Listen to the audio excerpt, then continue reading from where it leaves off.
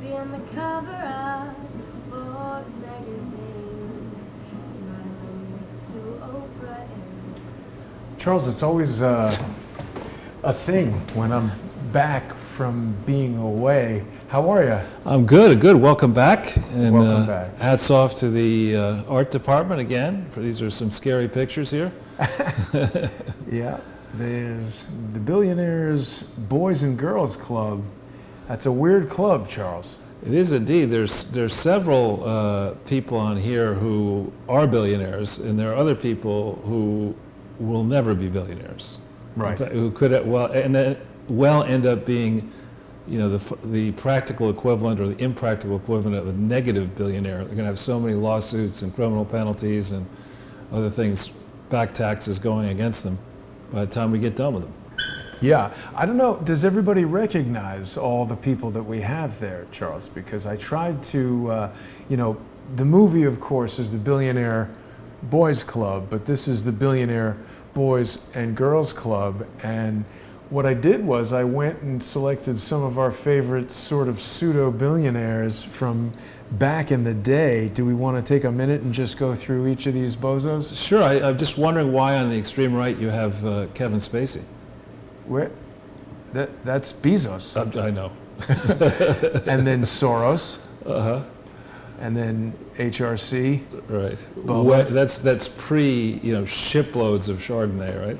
I don't know when, that's, I just looked for pictures of each of these people young. Obama rocking the, what's his name, Richard Pryor afro right there. Right. And this newly released 1992 photo of Jeffrey Epstein, apparently Donald Trump speaking to him on video in 1992, is as bad as riding on the plane 26 times to Murder Island or whatever. And inviting him and Ghislaine Maxwell to your only daughter's wedding, financed by Right. Soros. Right. Very bizarre. And then Bill Gates, my God, he looked young back then. Yeah. Well, that's, young and good are, not necessarily mutually exclusive there. But I know, Charles, people have been eagerly anticipating more information from you with regard to Epstein. Everybody is reading a lot about, different foundations he's been involved in, investments he's been involved in. You've been saying for 2 years that you don't believe a thing about his background, how he got to teach at Dalton. Newly come out that William Barr's father was the headmaster at Dalton, either right before yeah. Whole bunch of weird stuff there. Yeah, I don't know. Even at my advanced age, I well remember high school, and when I went to high school, Horace Mann was a very high-pressure place where it was all about, could you get into, these good schools or not, these good universities, and there was intense focus on that in your really 10th, 11th, and 12th grade years. Uh-huh. To give you a flavor of what Horace Mann was like, in my year, there were 130 students in my graduating class, and I think there were some much larger private schools like Exeter and Andover, and our class had the highest number of qualifying advanced placement test scores in the country. To give you, Horace Mann and Dalton are kind of rivals, right? I wouldn't say that. Yeah. No, but honestly, in the academic, neither in the academic nor the athletic department were we really rivals. They were. It's a very good school. The difference between Dalton and Horace Mann, one important difference is the Horace Mann campus actually has a campus. It's up, in the very northernmost reaches of Manhattan. And it really was a lot of fun to go to school there. We had our own football field, we had 9 tennis courts, we had a swimming pool, Wow. gyms, auditoriums, all this kind of stuff. Lots of, you weren't exactly in the country, but it was much better than being, trapped at 89th Street between Lex and Park, wherever Dalton is. Right. So on the one hand, the campus is a lot better. In addition, somebody had left a large farm to the school, so you had this retreat that we would go to, different classes would go to and spend time in, quote, the wilderness in upstate in Connecticut. Was Horace Mann a guy? He must Horace be. Mann, yeah, actually he's a famous educator, but the Horace Mann School started, I think, like Dalton, as a school where the teachers, the people going to be trained as teachers at Columbia, experimented on the Horace Mann school kids, basically. Uh-oh. And then in a nice way, not the way you're thinking.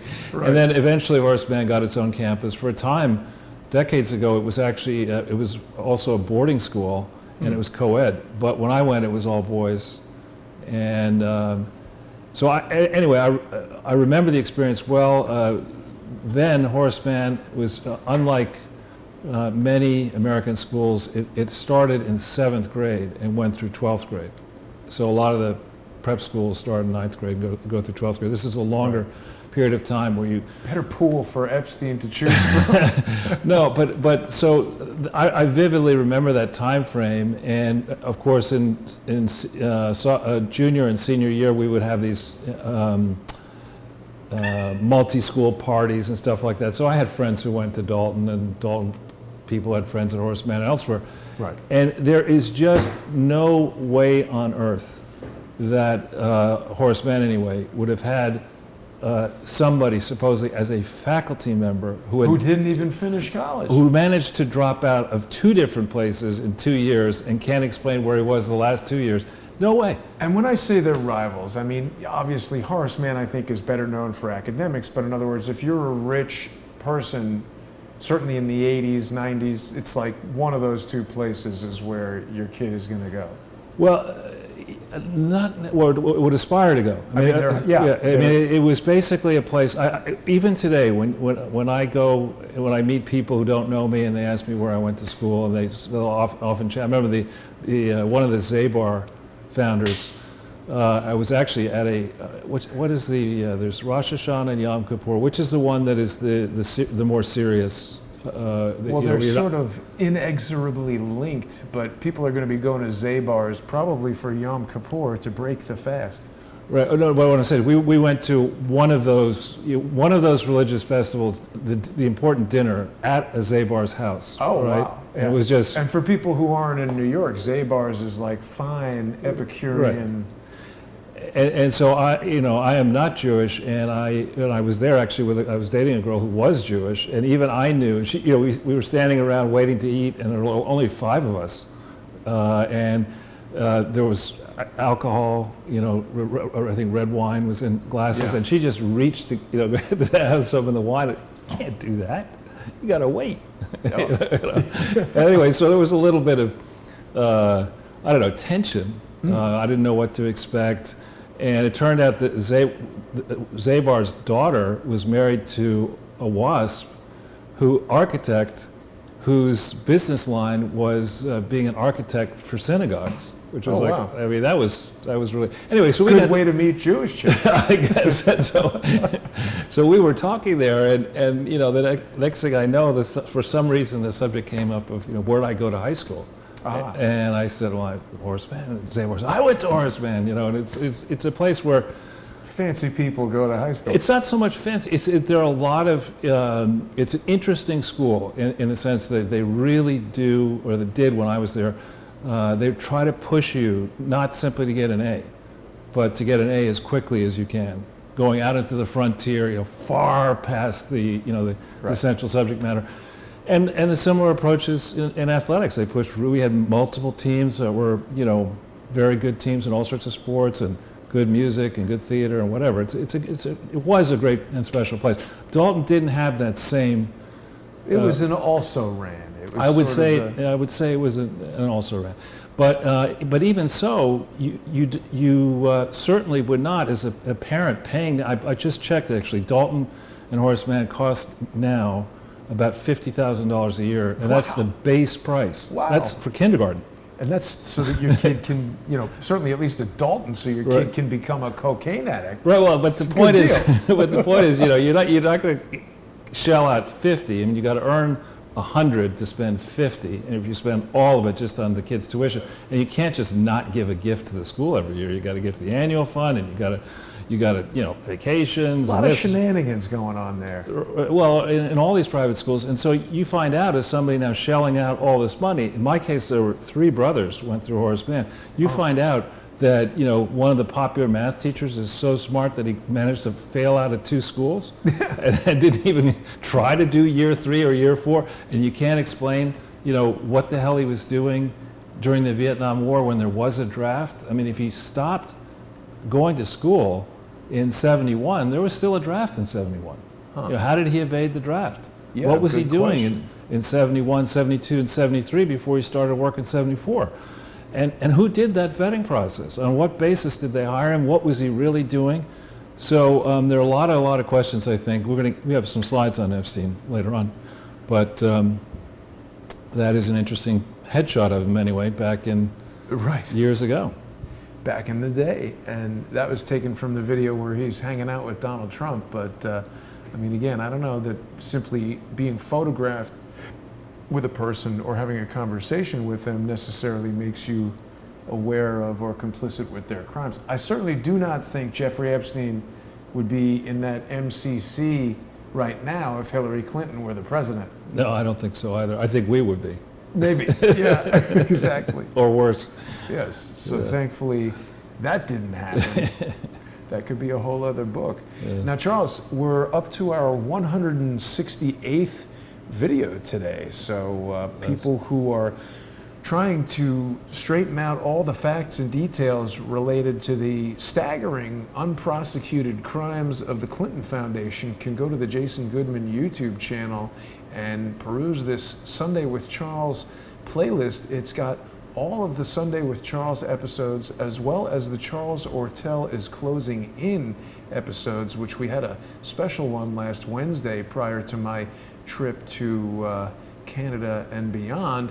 But we've got quite a lot of video content here, Charles. I hope that members of the FBI or other foreign investigative bodies that are involved in this will review all of this information. And of course, people who are watching the show every week, even though it is free for people to view here on YouTube, Crowdsource the Truth is sponsored by the viewers. So people can go to crowdsourcethetruth.com, or they can become subscribers on subscribestar.com/crowdsourcethetruth or patreon.com/crowdsourcethetruth. They're going to get access to lots of exclusive content on there. That's a good thing, and thanks for doing that playlist and doing all this. It's people. It's funny. I run into people, and they say, "Well, do you ever provide any specifics or any details?" Like, you've watched the show closely. Yeah. You obviously watched the show, but anyway, what we will be doing in coming weeks is I'm going to be doing a few articles to try to summarize the particular shows that I think would be most useful for people to watch if they could only watch one, if you could only watch 3 or 5 or 10. Like if you were trapped on a pedophile island with one Sunday with Charles episode, which would it be? That's right. That's right. As you're getting your massage by a 14-year-old, which one do you want to listen to? Oh. But yeah, so this Billionaire Boys and sadly Girls Club, I think what we're going to discover here is the many times that we heard people, try to brush back Pizzagate, brush back the stuff out in Canada, brush back the stuff in England and in Ireland, and these various the Nexium. What about the Franklin Institute? The Franklin Nexium and all this kind of stuff. It's because every time you hear people say that's ridiculous, that's a conspiracy theory, particularly if it's anybody connected to the Clintons. Right. You've got something. Yeah. And just now, actually, out in Zero Hedge, there's a piece out just now. Maybe I don't know if you can put up Zero Hedge, but about a Canadian journalist who had paid a visit to Epstein's house with supposedly the leading female journalist in Canada at the time, who saw I and another Canadian. Here we go. I've had many strange experiences in my life. It's just up at 1:05 today. And you read through it, and the guy claims that he walked into the mansion, and the first thing he's offered is, while you're waiting for Mr. Epstein, would you like a massage by a young girl over here? Well, it's like instead of a cappuccino machine, he's got a Pez dispenser, That's a right. 14-year-old. Exactly. We actually managed to get your last will and testament, and we'd like you to just amend it in these different places. So we'll get it retyped while you get the massage that we're going to film, so we can own you for the rest of your life and steal all your money. Yeah. It's just, it's pretty obvious, I think, when you look at the number of different times, a number of different people we have who seemed to have massive problems relating in a normal way to members of the same and other sexes. You think of Anthony Weiner.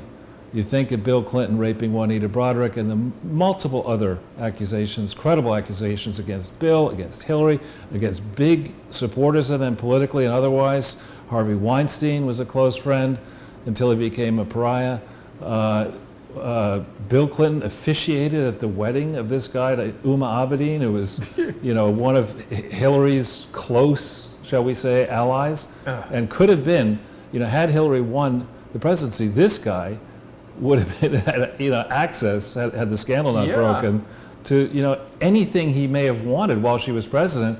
And while she was Secretary of State, he clearly had access to all kinds of stuff that ended up on his computer, and we still don't know what was on that computer. So, I'll give somebody, I hope the audience will give me a pass on the fact that I have freely admitted that I happened to meet Anna Chapman at a party 2 days before she was arrested. That's colluding with Russia. Yeah, obviously that's what I was doing. But, if, every single person in this complex was somebody that I, happened to meet at the last minute, I think you'd begin to say, this guy Charles, we better watch where he goes, because he runs into a lot of interesting people.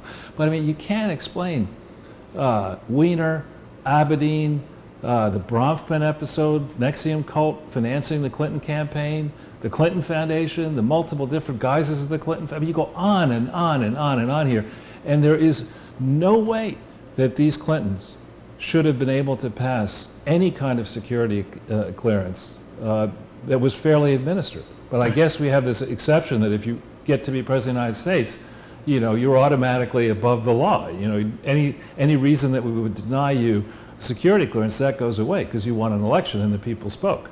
Yeah, I think I saw that when David Frost spoke to Richard Nixon. Apparently, anything goes with the president. If the president does it, it's not illegal. Well, no, that is at the heart of one of the reasons that animates me to do what I'm doing here, because fidelity to the Constitution is of the utmost importance. The founders understood that. The founders understood through their direct personal histories and their family histories how far amok individuals can become when they decide that they are the law, as kings did in England and elsewhere in Europe. In the recent history around the founding of this country. So the idea that everybody would swear an oath to the Constitution is an extremely important concept that Barack Obama seems to have missed. When he was a law, as they said in that comic strip, professor, not professor. He had Constitution toilet paper printed up. Yeah, exactly. Now, Charles, I was thinking about this. There's all this Nexium and Epstein, and there was this thing with Sheikh Maktoum and the jockeys that Obama and Hillary were trying to help him out with. And I think about when I was in 3D, there were a lot of other people doing 3D who I didn't necessarily work directly with, but I knew about them. I knew what they were doing. I was aware of, their company in France maybe had this unique thing that if I needed that for a 3D production, I could go to. So it's I wonder to what extent all of these, worldwide super elite pedophile child murderers with underground tunnels on private islands and 50-year-old jets with strange customized computer technology and yachts and all this, to what extent are they interconnected? Yeah, well, and I wonder, given what I imagine is the immense power that government agencies have over technology companies to intercept transmissions, to indeed listen in to things that may be going on inside your home or certainly in a car or a plane. Yeah. I wonder the degree to which government intelligence services or elements within government intelligence services have been using this tendency to behave in this fashion by the highest and in theory mightiest as leverage against those people to create even more power for themselves and entrench the deep state even more, and indeed to suck tens of billions, if not more money, out of this corrupt enterprise to keep the deep state going. So I think, I wonder if to what extent this is, you're suggesting, a symbiotic relationship where, the criminals and the security services are working sort of in tandem, and the security people are saying, well, you know, in the greater interest of defending against radical Islamic, terror, we've got to tolerate this. You know, people aren't perfect, you know. And at a certain point, there is right and there is wrong, and it is certainly wrong to kill a child, and it is certainly also wrong to emotionally kill a child by raping that child or by, pushing that child into behavior well before a child should be experiencing that type of intimate relationship. So, I mean, I am not an expert on the child side of it, and I don't try to dwell on it because I have trouble even thinking about it, but I'd like to think that I'm pretty up to speed on the charity fraud and the corruption side of it, which is where I hope we'll focus today. And they always seem to be linked to some kind of corrupt foundation, some sort of corrupt... It's Ortel's first law. I'm telling you, you just put anybody connected to the Clintons into Google with their names in quotes and the word fraud, and maybe now we can add a corollary, the word pedophile or child. Rape. Yeah, and see what you find. Yeah.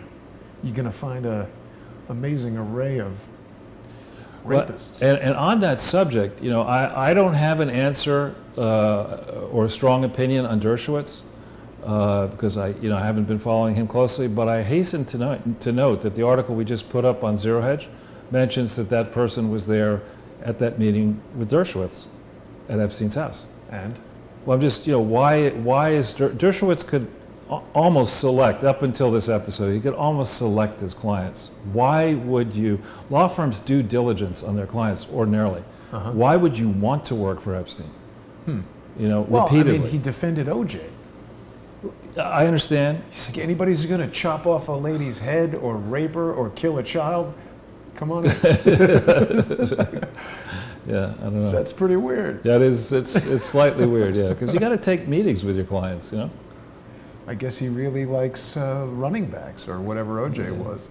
So the other thing here that I'd like to mention is that at the core of the Clinton Foundation, and I think if history is ever written properly, when we go back through and we list out every element of the many scams the Clintons have been involved with through their, quote, charities, the core of the fraud is this Clinton Global Initiative, because that is certainly not charitable. To go have meetings where the Clinton Global Initiative people decide who gets admitted, who doesn't get admitted.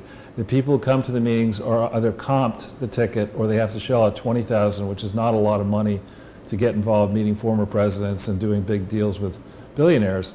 And then where you have these meetings in New York, fancy parties, and one in Hong Kong, and I guess one in Morocco, these fancy parties where only the press you want to have there are allowed to come, and then you have these absurd panels where people talk hogwash about globalism, but in the back rooms, what you're trying to do is convince this African leader to give you a telecom license, and that Asian leader to give you some big, infrastructure project or mineral rights or whatever.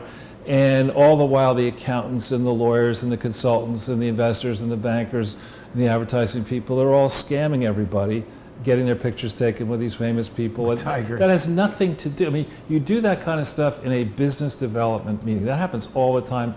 And you want to do that business development that way, have conferences, that's fine. That's absolutely fine. But it's not charity. But you cannot do that in a charity. You cannot mix that. There's no such thing as venture philanthropy or philanthrocapitalism. There's actually a book written by the editors, one of the editors of The Economist, called Philanthrocapitalism or something like that. It's ridiculous.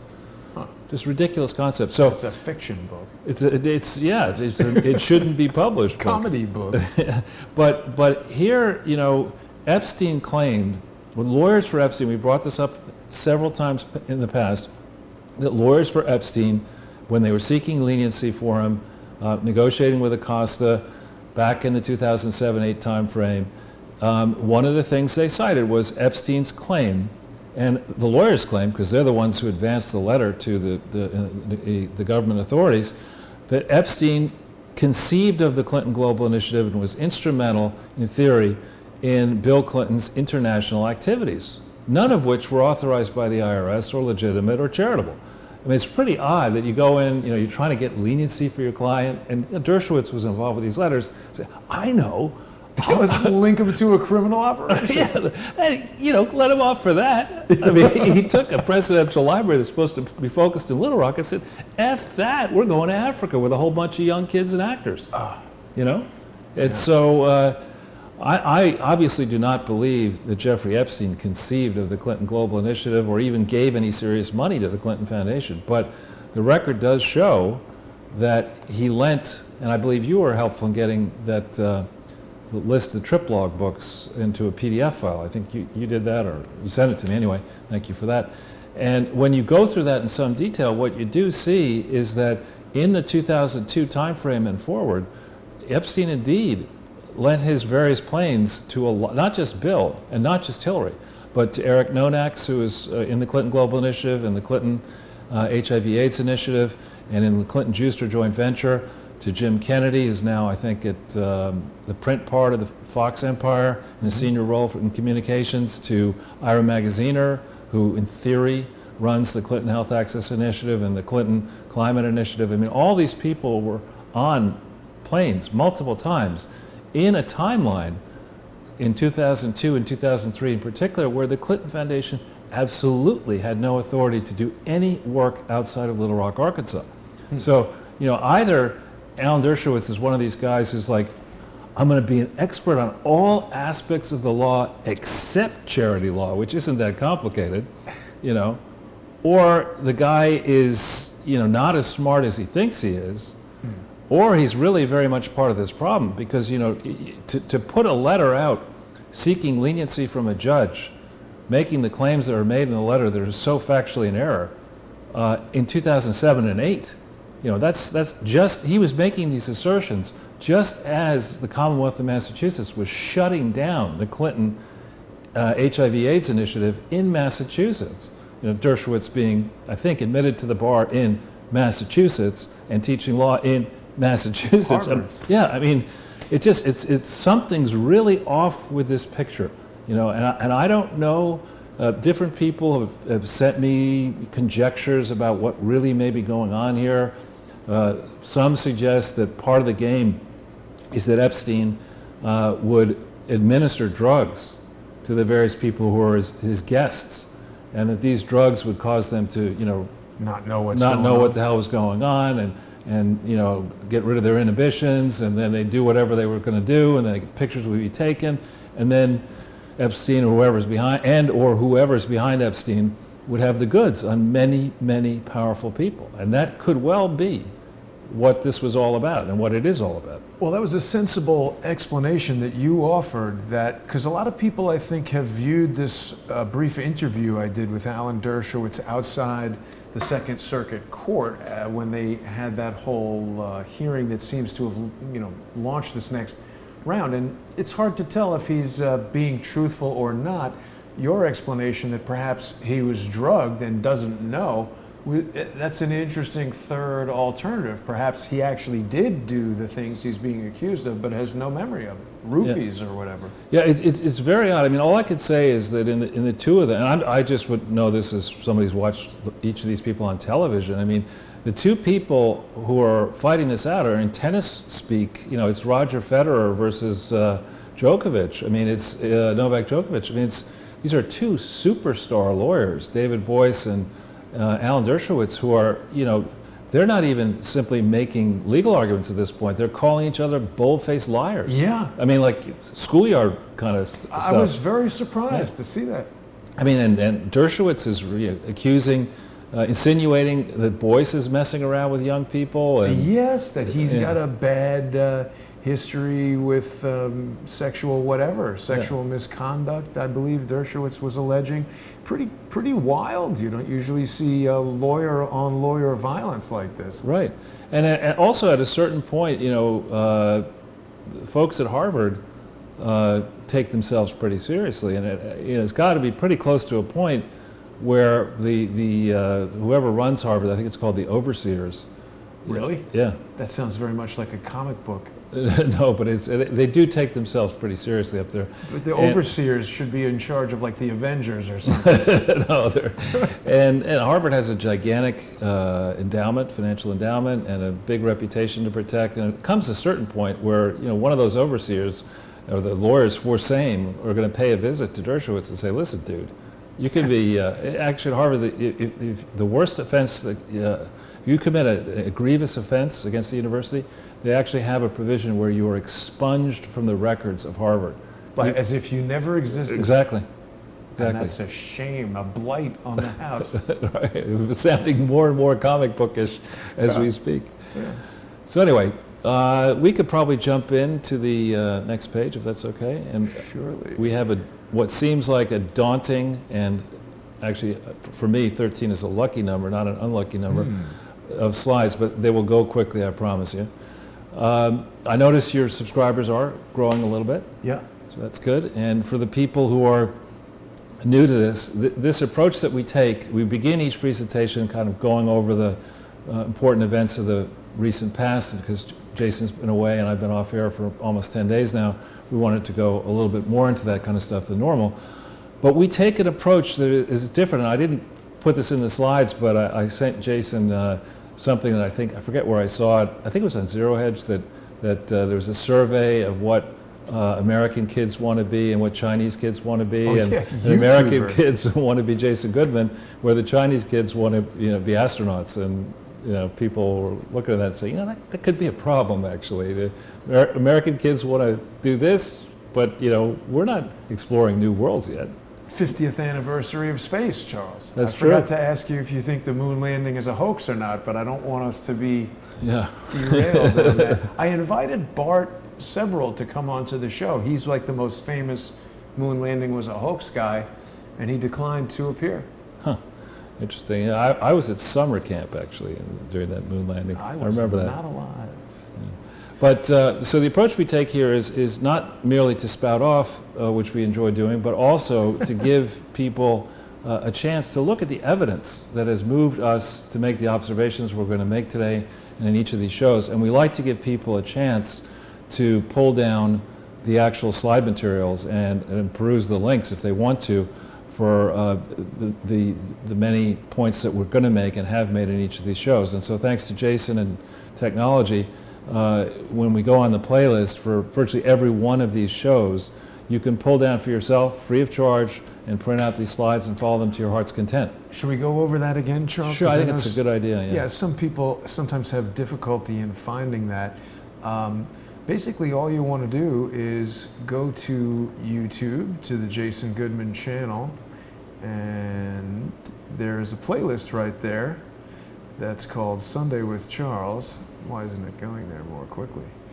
And we've got all of the videos. We've got, we're up to 82,300 and some odd subscribers here, and people should check. A lot of people are telling me that they've been unsubscribed, but Charles, below each video we have this little description box, and I think the part that confuses people is this gray show more, because if you click that, then it scrolls down and gives you all the additional links for becoming a sponsor, and of course the link to download any of the presentations where people can read this on their computer. Click that little download icon, save it, print it out, line the hamster cage, whatever you might want to do. Lots of uses for the PDF files.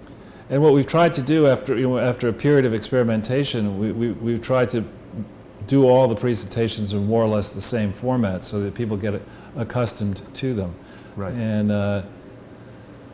people anyway. can also follow you on Twitter, Charles, at Yeah, and Charles they've changed. I don't know if you noticed while you were away, they changed the layout. And I'm not a huge fan of the new approach. I broke 25,000, Charles. Look Way at to that. go. Yeah, so if people are watching, definitely follow Crowdsource the Truth at CS the Truth on Twitter. You can also follow on Periscope, and if there's ever any problems with YouTube, people can catch us there, or of course on subscribestar.com or patreon.com.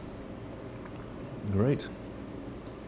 So if we could somehow manage, So the other thing I would mention here is that unlike cable news and certainly network news, where segments are packaged for 2 minutes, 2.5 minutes, 3 minutes, and if there are multiple guests, no guest and not even the anchor ever gets to really lay out a case to really make an argument and support it with examples. We try to do that. We try to actually make the case and take the time.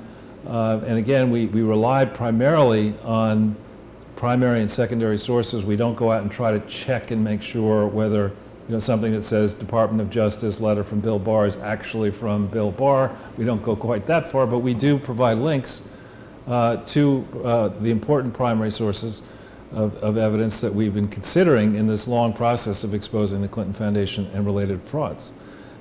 We do appreciate, Jason and I both appreciate constructive comments from viewers, and we get many of those, either on my site or via the Twitter approach that Jason mentioned. We've already done the playlist, so Yeah. I think we could jump into, yeah. So this first, I'd like to start talking about this Mueller guy. Oh boy. And, He's back. And here's Paul Craig Roberts, who is, I think, a pretty serious commentator, calling for Mueller to be arrested. Oh yeah, I like that. And I'm with him on that. I mean, Yeah. I think that we've been pussyfooting around here on the question of Mueller. There is no, the President of the United States has every obligation to obstruct injustice.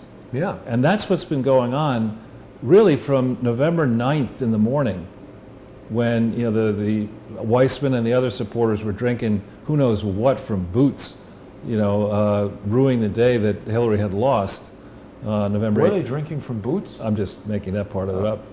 That's in the fiction section of this presentation. But from that moment, when Hillary didn't show up that night, and then she shows up the next morning in her purple outfit, and Bill with the purple, for resistance and all that, from that moment forward, I think a contingency plan that had likely been developed before November 8th, the remote possibility that Her Highness would not have won the election, that contingency plan was amped up. And I think, Mueller was probably aware as far back as that point, if not earlier. Mueller at that point, I believe, was working at WilmerHale, which is one of those Washington, D.C. powerhouse firms. It was, I think, a merger of Hale and Dorr in Boston and Wilmer Cutler and Pickering in D.C. And many dodgy characters, in my opinion, have worked or are working at Wilmer Cutler, WilmerHale rather. And so the president, in my opinion, has been too nice and too relaxed with this whole Mueller probe. We go back and we think, do some history and go back and look at the way the Clinton White House treated Ken Starr and the various special prosecutors. I mean, it was outrageous what they did back in the Clinton presidency. Like what do you mean? Oh, they asserted every specious privilege they could to deter the prosecutors from getting any kind of evidence, whereas Trump said, no, whatever you want, you got. Yeah, they killed Vince Foster and took all the stuff out of his office. Yeah, I didn't want to bring that one up, but that too. But anyway, so I mean, you contrast the Clinton presidency and the way in which the Clintons obstructed investigations with the Trump presidency, and the way in which I think Trump has been too cooperative with Mueller. And now that we're at a point where it is crystal clear Mueller and his team knew way early on that there were few, if any, signs of potential Russian obstruction and meddling in the election, which was the primary reason Mueller was hired. It was his primary charge, was to figure that stuff out. It quickly became apparent there was none of that. Mueller never, and Comey never, investigated the DNC leak/hack, whatever may have occurred there. There's little evidence in Mueller's report so far that he actually took that part of it seriously. And so far we've wasted over $40 million on this, and a lot of time. We're almost done with the first term of well, don't rush the guy. He hasn't even investigated 9/11 yet. Right. Yeah, so I don't understand why, at this point, Donald Trump has not declassified, or his people haven't declassified a lot more. Maybe he is a master at building interest in television shows and appearances, and The season finale The season- of Trump. Yeah. Season 1 is going to be devastating. It's going to be nothing is going to be bigger. But you contrast the aggressive approach that Mueller took against Manafort, against Stone, against others, and then look at this latest story here.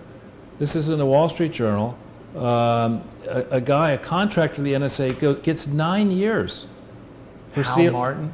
Yeah, for stealing U.S. secrets. So Hillary, took all of the records of the State Department into the toilet bowl server system in Chappaqua and held on to it for 4 years, and then held on to it for almost 2 years afterwards. Who knows what they would have harvested on all those missing emails and, as time progressed for the benefit of their donors and themselves. While Hillary was Secretary of State, while Bill was running the crooked Clinton Foundation in its various guises around the world, this guy gets 9 years, and Hillary Clinton gets 2 mansions in Chappaqua, her daughter's fancy apartment here in New York, their fancy home in Washington, D.C., and who knows how many other assets stashed around the world. This just doesn't seem fair. And the story is dated July 19th, 2019. Yeah, she's still typing away at the toilet bowl server. People still need to Google Mrs. Bill and see this video of you visiting her at the Chappaqua Data Center. Yeah, I had to get my skin bleach-bitted afterwards. So there's also this breathless story report from NBC News here, this third thing. And I gather that Nadler made it through the cameras today for the Sunday morning shows. But NBC has already said there's going to be shocking evidence of criminal misconduct. I mean, this is precisely why the statute was changed to read the way it does now. Can't cite it verbatim, but my understanding is that the independent counsel statute lapsed, and this new statute, the special counsel statute, was set up where the special counsel had 2 choices: indict, put up or shut up. Yeah, indict or decline to indict. Not I can't do my homework. I can't figure it out. You tell me. Yeah. And then we'll just spew everything out and let the public decide. This is not an option. Well, Charles, this last line of the headline, Democrats say. Well, that's on NBC. It's got to be right. NBC News, of course it's right. The peacock. You might as well just say Adam Schiff says. Exactly. Fill in the nonsense. Yeah, and think about those who would rush to judgment here. Think about if you were, in fact, the person being investigated. You'd really feel good about a $40 million expenditure, all these hostile anti-Trump partisans with access to grind, with secrets to protect, spending all this time on it, reaching a decision not to prosecute you. And so now what the system is going to do is put all their half-baked inquiry and questions out in the public domain so any Looney Tune around the world can smear your good name without necessarily... This is a travesty. Yeah. It should not be allowed to have happen. And if Mueller is investigated on Wednesday, I hope the Republicans throw the book at him in the meetings. And afterwards, I really hope that Barr and the Justice Department and career people think clearly and carefully about what precedents are being set by this Saint Mueller, and go back over the ground and rewrite the ship. I have a feeling Jim Jordan is going to yell at him. I hope so. That'll be good. And Doug Collins. Yeah. Yeah. So this, I just want to give a shameless plug here for Katerina Blinova at Sputnik. People attempt to give me shit about going on Sputnik. And when they do, I point out that, BBC is controlled by the British government, and there are various sundry European governments control these news things. And my experience, all I can speak of is my experience on Sputnik. My experience consists of Katerina, who's done the most work with me, asking me questions via email. I send her attempted answers to her questions. She typically, in a story, will send me questions, I'll send her answers, and then she may weave in perspectives from other people. I never see an advanced draft of her stories, she just does them. I've done, I believe, over 100 with her, and more than that, it was a few other people at Sputnik, and I think their work product is first rate. And frankly, when we go back over this history, when we pull the mainstream back, kicking and screaming over this history, as we will do, and we look and see, what appeared when in Sputnik on these subjects, and how long it has taken the mainstream to reach the essential conclusions, which were obvious 2 years ago, 3 years ago. I think that in fact, Sputnik is going to be disciplining, or is going to be used as a much higher standard than, well, it's not saying much, than the New York Times. Exactly. But honestly, I would commend Katrina's work. She doesn't just work with me. She does lots of different topics. She's an historian who does not live in Moscow. I'm not going to say where she lives. And she's an opinion contributor to Sputnik. And, I just help her with stories. So well worth reading. And if you put her name into Google with me, you'll get to an index of all those stories. So Iran, I don't know if people know this France 24. This is, I think, the same as I-24, the news thing that I go on here in New York. It's it's a guy who grew up in Morocco, who's Jewish and has made a lot of money and is retired to Geneva, but he's trying to set up a competitive news service to CNN, which I guess will also not be that hard given how crappy CNN is. Well, it's hard to compete with them because of their reach. It's not that hard to do a better job of being a journalist. But this guy is incredible what he said. Yeah. He came in and he bought, a lot of people will set up, even Fox did this, they set up the studio, and then they try to get on the various channels. Right. This guy just said, F that, I'm going to set up the studio and I'm just going to buy the cable operations of a large operator in Europe, and I'll buy a large operator in the US, and he's done that. It's something called Altice is the company itself. Anyway, asking the question, is there now going to be a war with Iran? And it certainly seems to me as if the Iranians are picking a fight. Well, is it true? I saw this headline that said that they, like commandos, landed on a British. Right. That's pretty bold. Well, you see, I think when it's probably a lot like North Korea. When we think about Iran, the people who are feasting off the Iranian carcass are the mullahs and the Revolutionary Guards, who are taking their pieces off of the oil exports and natural gas exports, right, and taking bits and pieces out of the underground economy in Iran, and messing taste, as they call it. A mordida, yeah, and they're taking more than a small taste. They've been doing this for a long period of time, and peace is a threat to their continued existence. So they don't want to see peace. But all that being said, I guess I would understand it if a country like Russia or China decided they wanted to mess with us. I could see that. But Iran, I mean, it's not remotely close to being in a place where it's going to survive any battle here. And I would guess if the Iranians persist in ratcheting up pressure, and I have warned on Iranian television many times recently, don't go there. Yeah. And I've just suggested they think about having talks, behind the scenes talks, not that they listen to me, but they are apparently doing that. I think saying that it's a British vessel, but not one single Brit on the ship. I see part of the thing that I'm very kind of sensitized to, Charles, is this notion of these false flags where they say, oh, they destroyed a drone. Well, we don't have any way of knowing who destroyed a drone, but commandos landing on a ship, that seems harder to fake. Well, it's not just that. If we go back through really to the 79, honestly, before 79, there's a long history of bad relations between the U.S. and Iran not necessarily the Iranian people and the American people, but our governments have long, not been able to get it right.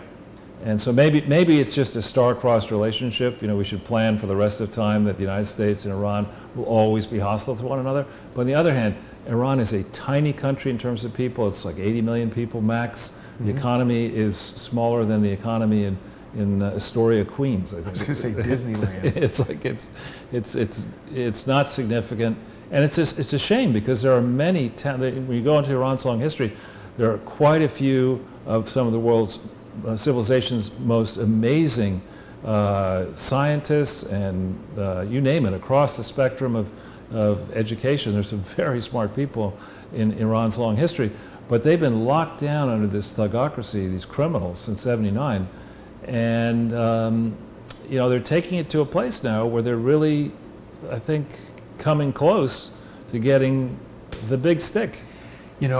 Diggs Wells is telling us that the Iranian thing is Britain looking to drag the U.S. into their contrived problem, all to take the attention off Epstein. I think they also want to destroy Iran and take their oil. Well, yeah, I mean, there's this long Sunni-Shia divide has been, that goes back actually centuries, but things are lining up, the constellations are lining up over the Middle East such that, amazingly, Israel and the Sunni kingdoms are together with the U.S. and some in the West, saying, you know what, we've about had it with these Iranians.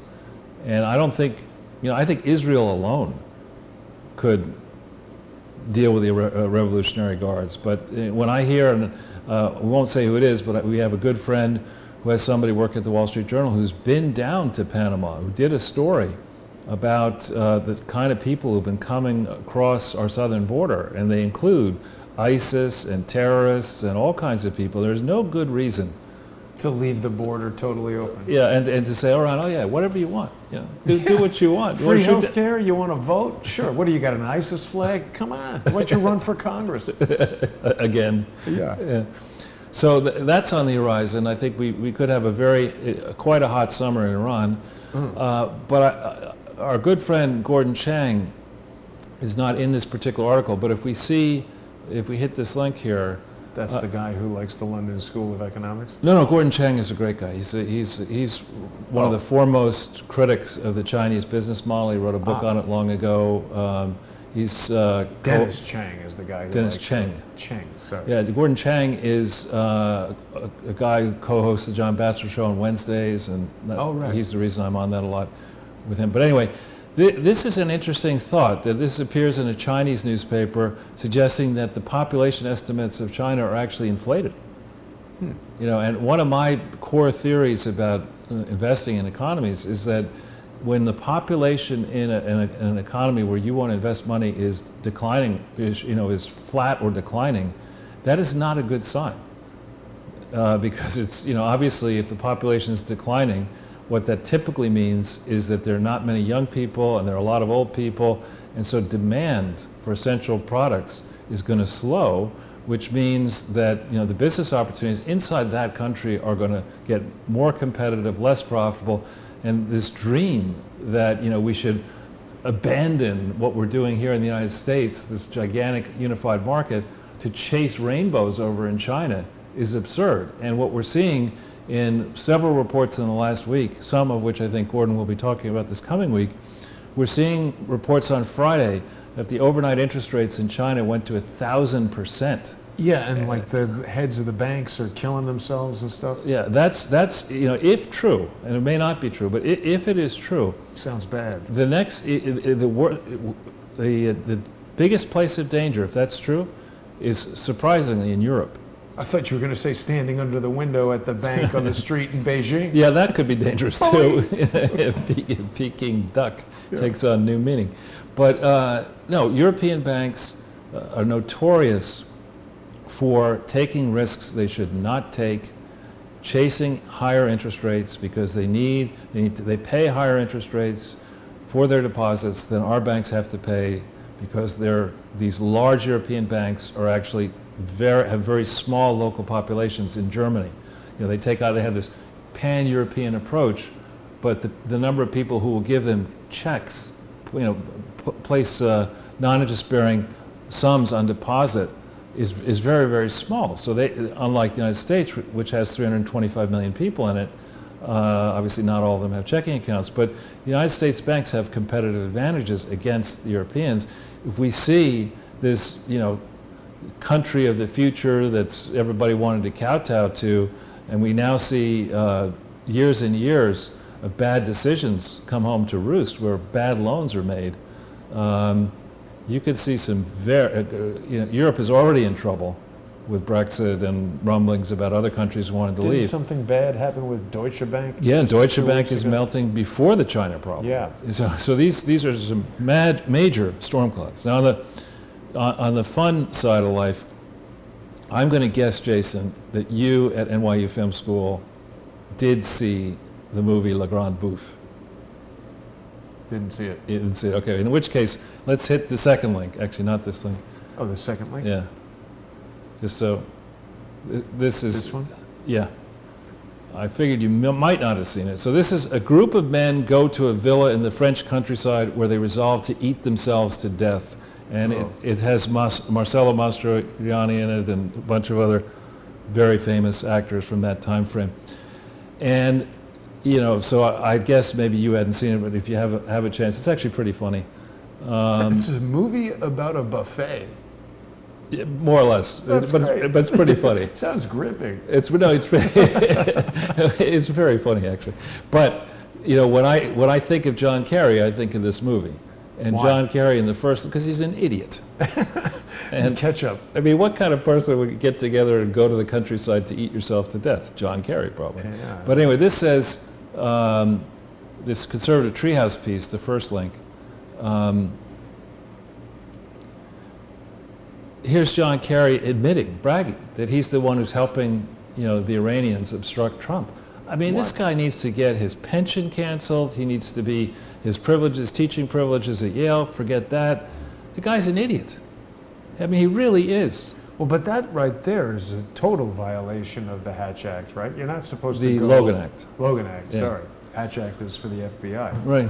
But they never prosecute anybody for that, so I guess they just figure they can do it. Now, I think they should make him, John Kerry, they should make him go around to every single war zone in the world for the rest of time with James Taylor, who I actually think is a good singer, and make him listen to James Taylor sing "You've Got a Friend" over and over again. Remember when the problem happened in Paris? That was Obama's brilliant response. Let's send John Kerry and James Taylor to sing "You've Got a Friend" to the people who lost. that. Yeah, the theater where all his lives were lost.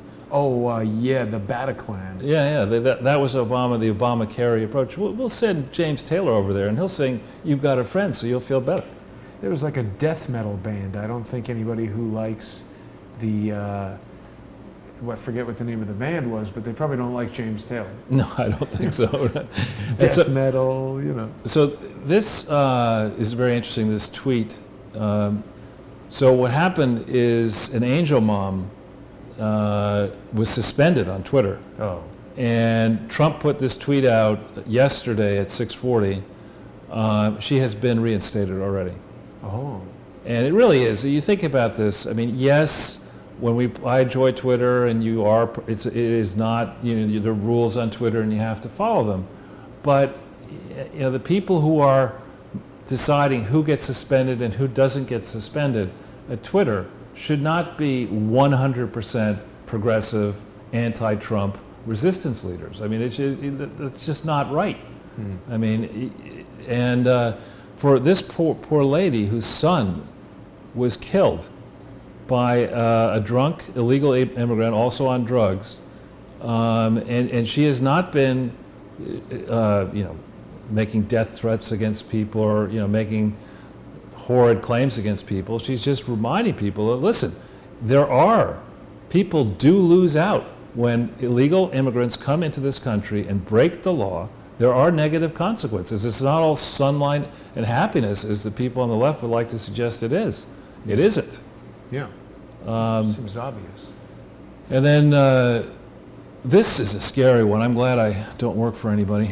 But this, this is, it stands to reason, particularly that these bigger companies would now monitor you pretty much, 24/7.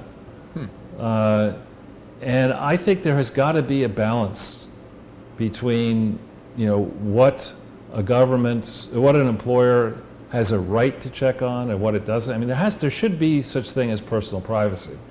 And I don't subscribe to this idea that, if you've got nothing to worry about, then you shouldn't mind surrendering your personal privacy. Bullshit. I want my privacy because I like my privacy. Yeah. I have my privacy in theory. Why do you think you should be able to take it away from me? Yeah. And who are you? in the question. So this is a big debate that I hope we will have through the course of this election. Not that it would be settled in 2020, but I really think it's past time for a debate. And then this send her back. I don't know, were you focused on politics? Probably not in the Elian Gonzalez episode. I remember when he floated over from Cuba, but I was pretty young. That was like the 80s or the 90s. It was like 98 or thereabouts. Yes. I remember it. Yeah. So, I mean, the story, and I may have this wrong, but the story as I remember it is that Elian Gonzalez and I think a family member. I think his mother. And she died, I think. And then the father was pivotal in getting him back to Cuba. Right, but this kid, arrived on the shores of the United States of America, floating on what remained of a door. Yeah. On Thanksgiving Day. I know, it's like Titanic. And you know, Bill Clinton and Janet Reno decided to this picture to send, you know, our military to get this kid back from his relatives and send the kid back to Cuba. Okay, that happened. That actually happened. Yeah. And people, you know, to this day are saying, well, you know, the father's interests are important, and Cuba's celebrating this kid as being, you know, proof that, you know, the Cuban Revolution is working well. You know, when you, other than not being able to get any food, you know, not having, you know, name one high-tech invention that's come out of Cuba. Oh, I saw a show about Cuba. You can apparently order pizza out of the second story. They lower it down with a rope. It's supposed to be great pizza. I'm sure it is. You put the money in a bucket. The pizza comes down. Instead of cell phones, you have tin cans. Yeah. You know, and look, I think there are virtues to living in a low-tech world. I absolutely think that. But the contrast here is stunning. That, you know, people in the crowd, we don't yet know whether the people in the crowd who were yelling, send her back, were Trump people, were they plants? We do know that Tlaib did try to crash a Trump rally in 2016. And so it wouldn't surprise me at all that the send him or her back controversy is a wind-up to begin with. But, you know, let's have some balance here. There's Elian Gonzalez with his father today. Yeah. Looks like he's doing fine. I guess. So if we just jump back in. Yeah, this is one, speaking here, I mean, I don't know how much you know about this area, but presently with individual retirement accounts, if when somebody dies with an IRA, the heirs under current law have a right to take that money out, to defer the taking of it out over a long period of time. This is a law that appears to, in the House it passed by a big majority, 47-3. In the Senate it's expected to pass, and there will then be enormous pressure on Donald Trump to sign it. And as written, I think it's a horrible idea. You know, what it does is it's very tough to save money in this country. I also think it's not a particularly, IRAs frankly are not the best way to invest because... everybody tells you to have an IRA. Well, this is an area where Trump has changed the tax, or the Trump administration has changed the regulations for the better. Under the current law, taxes on dividends are pretty low. If you're either 15 to 20% on the dividends. And the taxes, the growth part of an equity is not taxed until you sell it. So you're already shielded from taxes on the capital gain, the appreciation, before you put your money into an IRA. When you put your money into an IRA, if you invested primarily in stocks, you could be worse off than you would if you'd invested it outside of an IRA. But all that said, the changes in this act at surface level, to me, do not make sense, and I don't think the president should sign it. Yeah, and then here's somebody, in this last final piece here, there's a general that one of our friends has been in discussion with, General Spaulding, makes the point that, as we think, to your point, Jason, 50 years ago, that America today would have a hard time sending a man to the moon in the same way that we did back in 1969, because in so many key industries, we have outsourced the manufacturing of key products. And we've made, I think, bad decisions. It frankly did not make all that much sense to gut the core of our industrial operations by allowing these multinational companies to say, you know what, we've got these environmental regulations, we've got other regulations here in the United States. If you shift the manufacturing to a country like India or China, they won't enforce those regulations on you. You can make the intermediate goods, even the final goods, and import them back into this country and bypass these pesky rules. And by the way, you can pay your workers a lot less and you can do all these other things. The con of all that is that it's much more complicated to manage a business.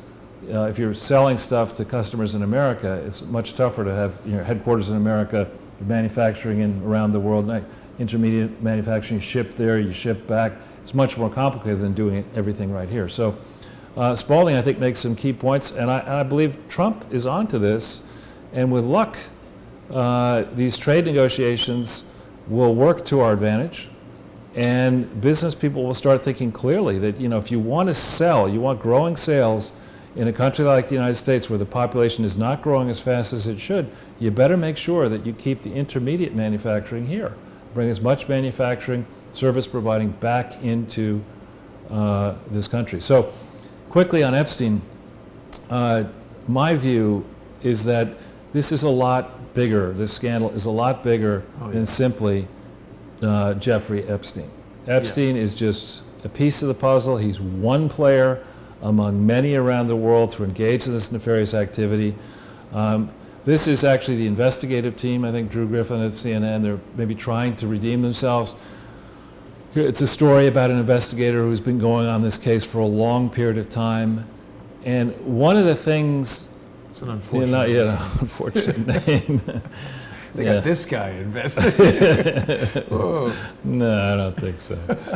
But anyway, this is, clearly the Epstein, what we know so far about Epstein is clearly disgusting and criminal. He's already been, he signed that deferred prosecution agreement or whatever. He's already a criminal. And he's, I would guess that he will not emerge from prison anytime soon. And he may not ever have the privilege of leaving prison alive. But let's go back over this ground, I think. It's incumbent upon our Justice Department under Barr and under Trump to go back and understand, why did Epstein get this lenient treatment in June, or I think, or March of 2008, whenever it was, right before the presidential election? What possible motivations were there for giving Epstein, in effect, a pass? Charles, we just did a really great episode with Scott Bennett, and Scott wrote the book Shell Game about terrorist financing ties between the Union Bank of Switzerland, Booz Allen Hamilton, people like Dov Zakheim and all this. Mm-hmm. And Alexander Acosta, right around the same time that he let Epstein off easy, he also left UBS off easily with like a couple $100 million fine. I mean, this is a good deal. If you can steal billions and pay a couple $100 million fine, that's like a profit center. That's absolutely ridiculous, and it should not be allowed. And to what degree this Prince Andrew is a wild man, but here's a story alleging that maybe the royal family put pressure. I guess it would be back then on the Bush administration to to just go slow on this Epstein thing. I don't know what happened there. I think it wants me to. This is the ads. They love the ads. Well, you can lose that link. No. Anyway.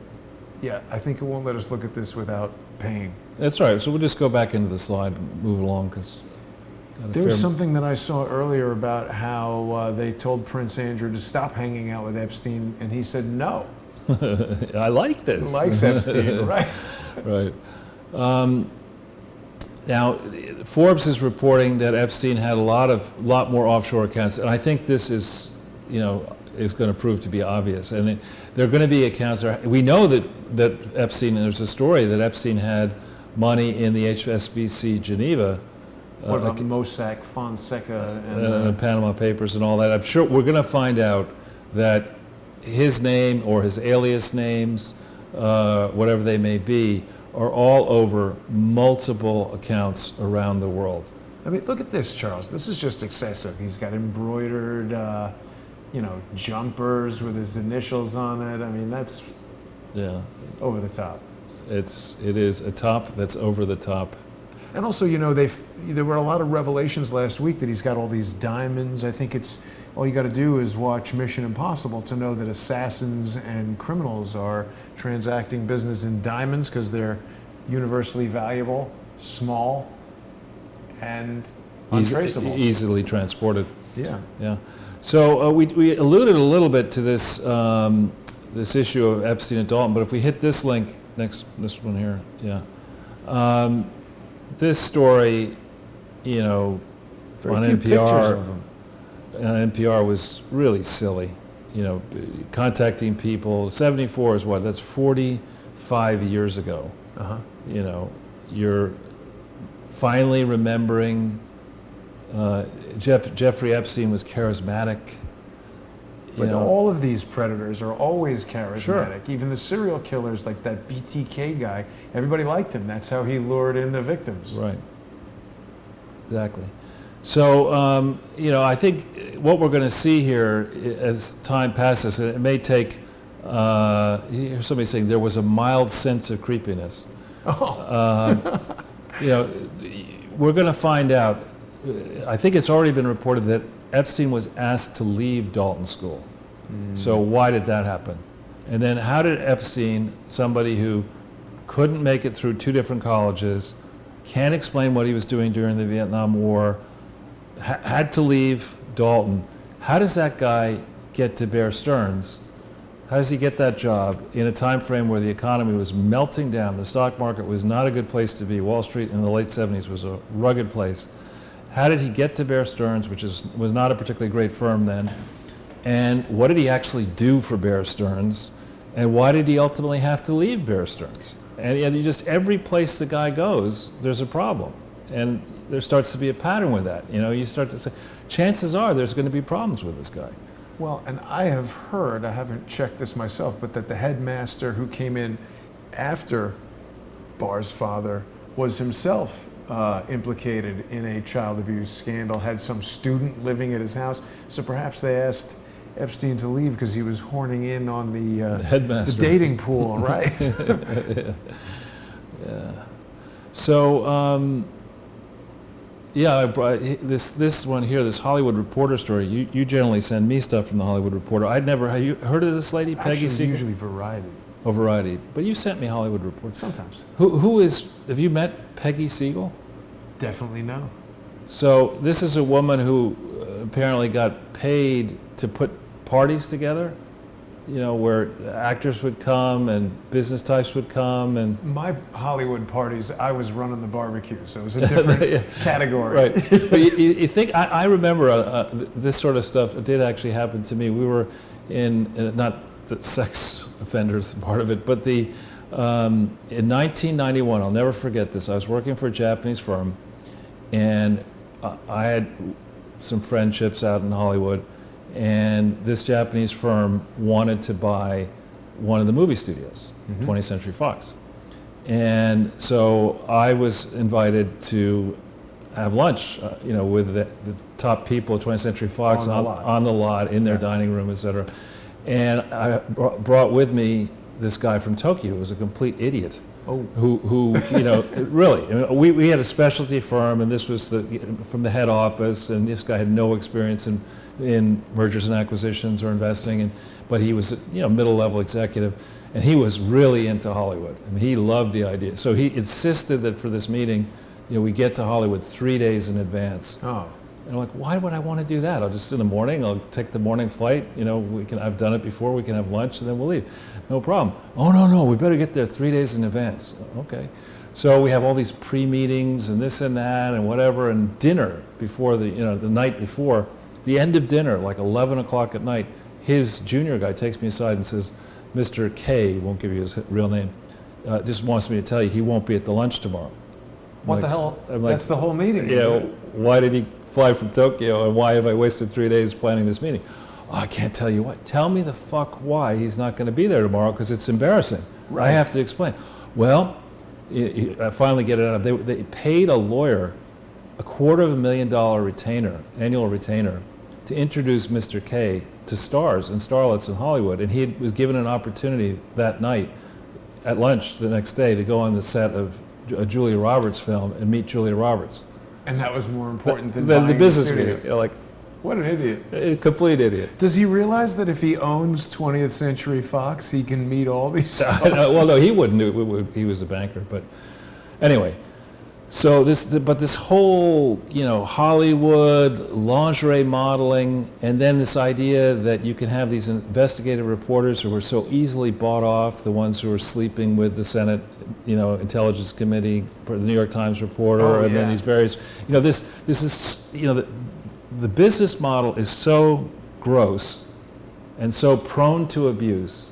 And this type of stuff, obviously Hollywood is a 20th century phenomenon, but this idea of luring powerful people with, young, nubile girls and boys is something that probably has gone on since, the first caveman took a rock out and hit somebody else over the head with it. I mean, it's been going on for a long time and it's bad. But the whole, why is this happening? Why are we only now making an issue of it in the Me Too movement and other things? And why are we letting the investigative reporters off? They should have sensed this a long time ago. They know about this. A lot of these investigative reporters, have been chasing opportunities to get close to Weinstein and Epstein and Clinton and all these people. So there's a lot of, I hope out of this there will be a massive purge. And I hope this all will come out to the open. Yeah, you were talking about lingerie models, and of course it ties back to Les Wexner and the ownership of Victoria's Secret, Abercrombie and Finch.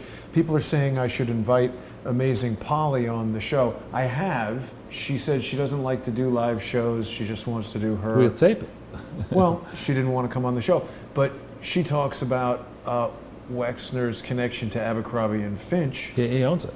Right, and they put out a catalog with all these naked kids in it. I had no idea. I just thought there was a store at the mall that I never go to. No, I know about this only because, when I had custody of my children, I had to get them clothes. And when I was a kid, Abercrombie and Fitch was like Brooks Brothers. It was the Safari. It's an old brand. Yeah. But it was like people who needed safari clothes, and then they got into suits and stuff like that. It was a very staid thing. How many people need safari clothes? Well, once a year when you go on safari. Oh, yeah.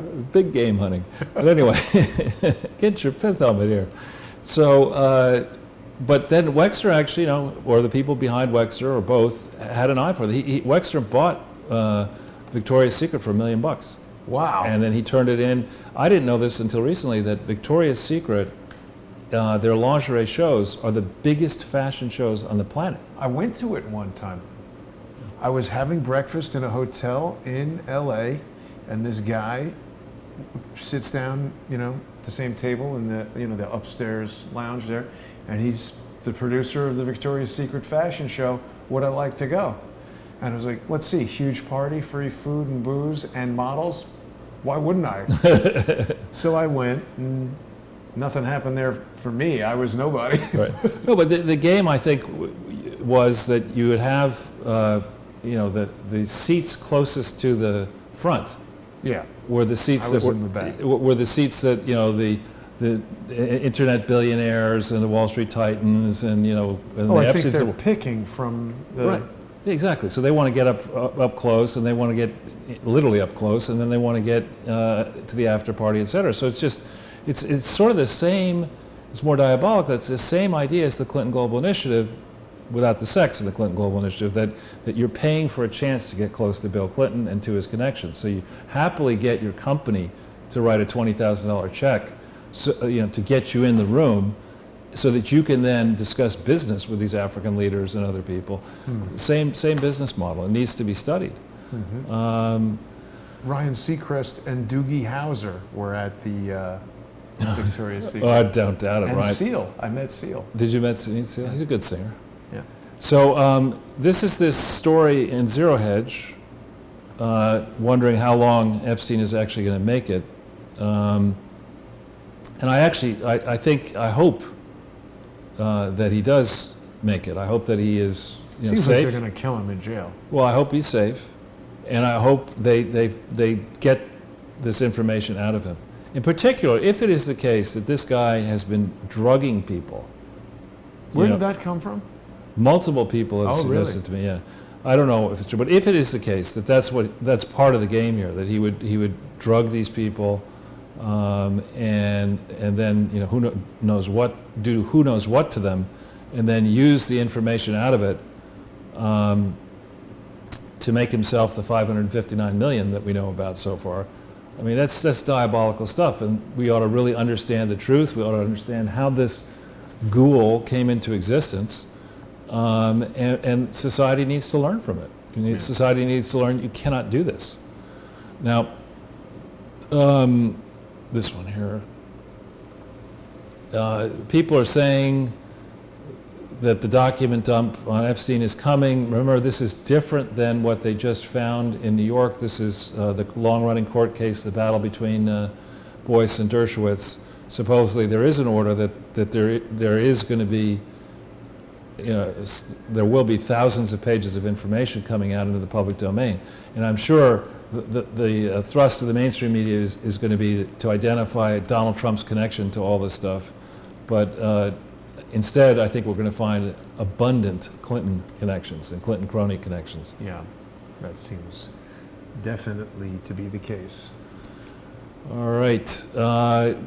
We can quickly hit the link to Gemma O'Doherty. She has been exposing sex trafficking in Ireland and elsewhere. And she had her, I think she was taken down off Twitter.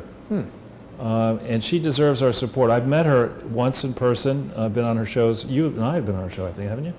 Or was that the other one that you were on with me? Anyway, a different Irish one you were on. Gemma is she's a mainstream journalist who took on sex abuse cases. She's done this movie about Mary Boyle, who disappeared and was murdered. Ooh. Oh yeah, and Madeleine McCann. Yeah, and she's a very courageous person based in Ireland who deserves our support. And the stuff she writes about is tough to read because it's so gross what people have done over there. But she's very brave, standing up up against the corrupt in Ireland, in Europe, and around the world. And I hope that she said she would be willing to come on our show, and I hope we'll get her on to tell her own story. Yeah. And then also the Nexium case. Right. See, that's the thing that Amazing Polly was talking about, was the connections between the Bronfmans and Wexner. Right, and Bronfmans and the Clintons. Right. Yeah. So all these things seem to be connected in some way, and also just the methodology of, getting women like Allison Mack to recruit other women, and billionaire involvement. And Ghislaine Maxwell, however you pronounce her name, to recruit women and participate in this kind of stuff. Right. I mean, there's seriously effed up people in the world. Yeah. And she's pled guilty, though, I believe, Claire Bronfman. Yeah. I know. So, and here the story is that Seagram, Claire Bronfman's money was basically sent through the sex slaves as contributions to the Clinton Foundation and the Clinton campaigns. I mean, great. That's normal. We're not going to give that money back. Bill Clinton is the only guy to flip the script on prostitution. Get people to pay him to be raped. I shouldn't laugh. And then here's Corey, has a great piece on Haiti. Corey Diggs, and dig it, subscribe. Don't miss a dig. But in the area of sex trafficking, of course, the geographic focus tends to be places where there has been a combination of either natural or man-made disasters. And of course, Haiti has been a man-made disaster for a long time. And it's a place, it's technically an island, where I guess it's to the east of which is the Dominican Republic, the west of which is Haiti.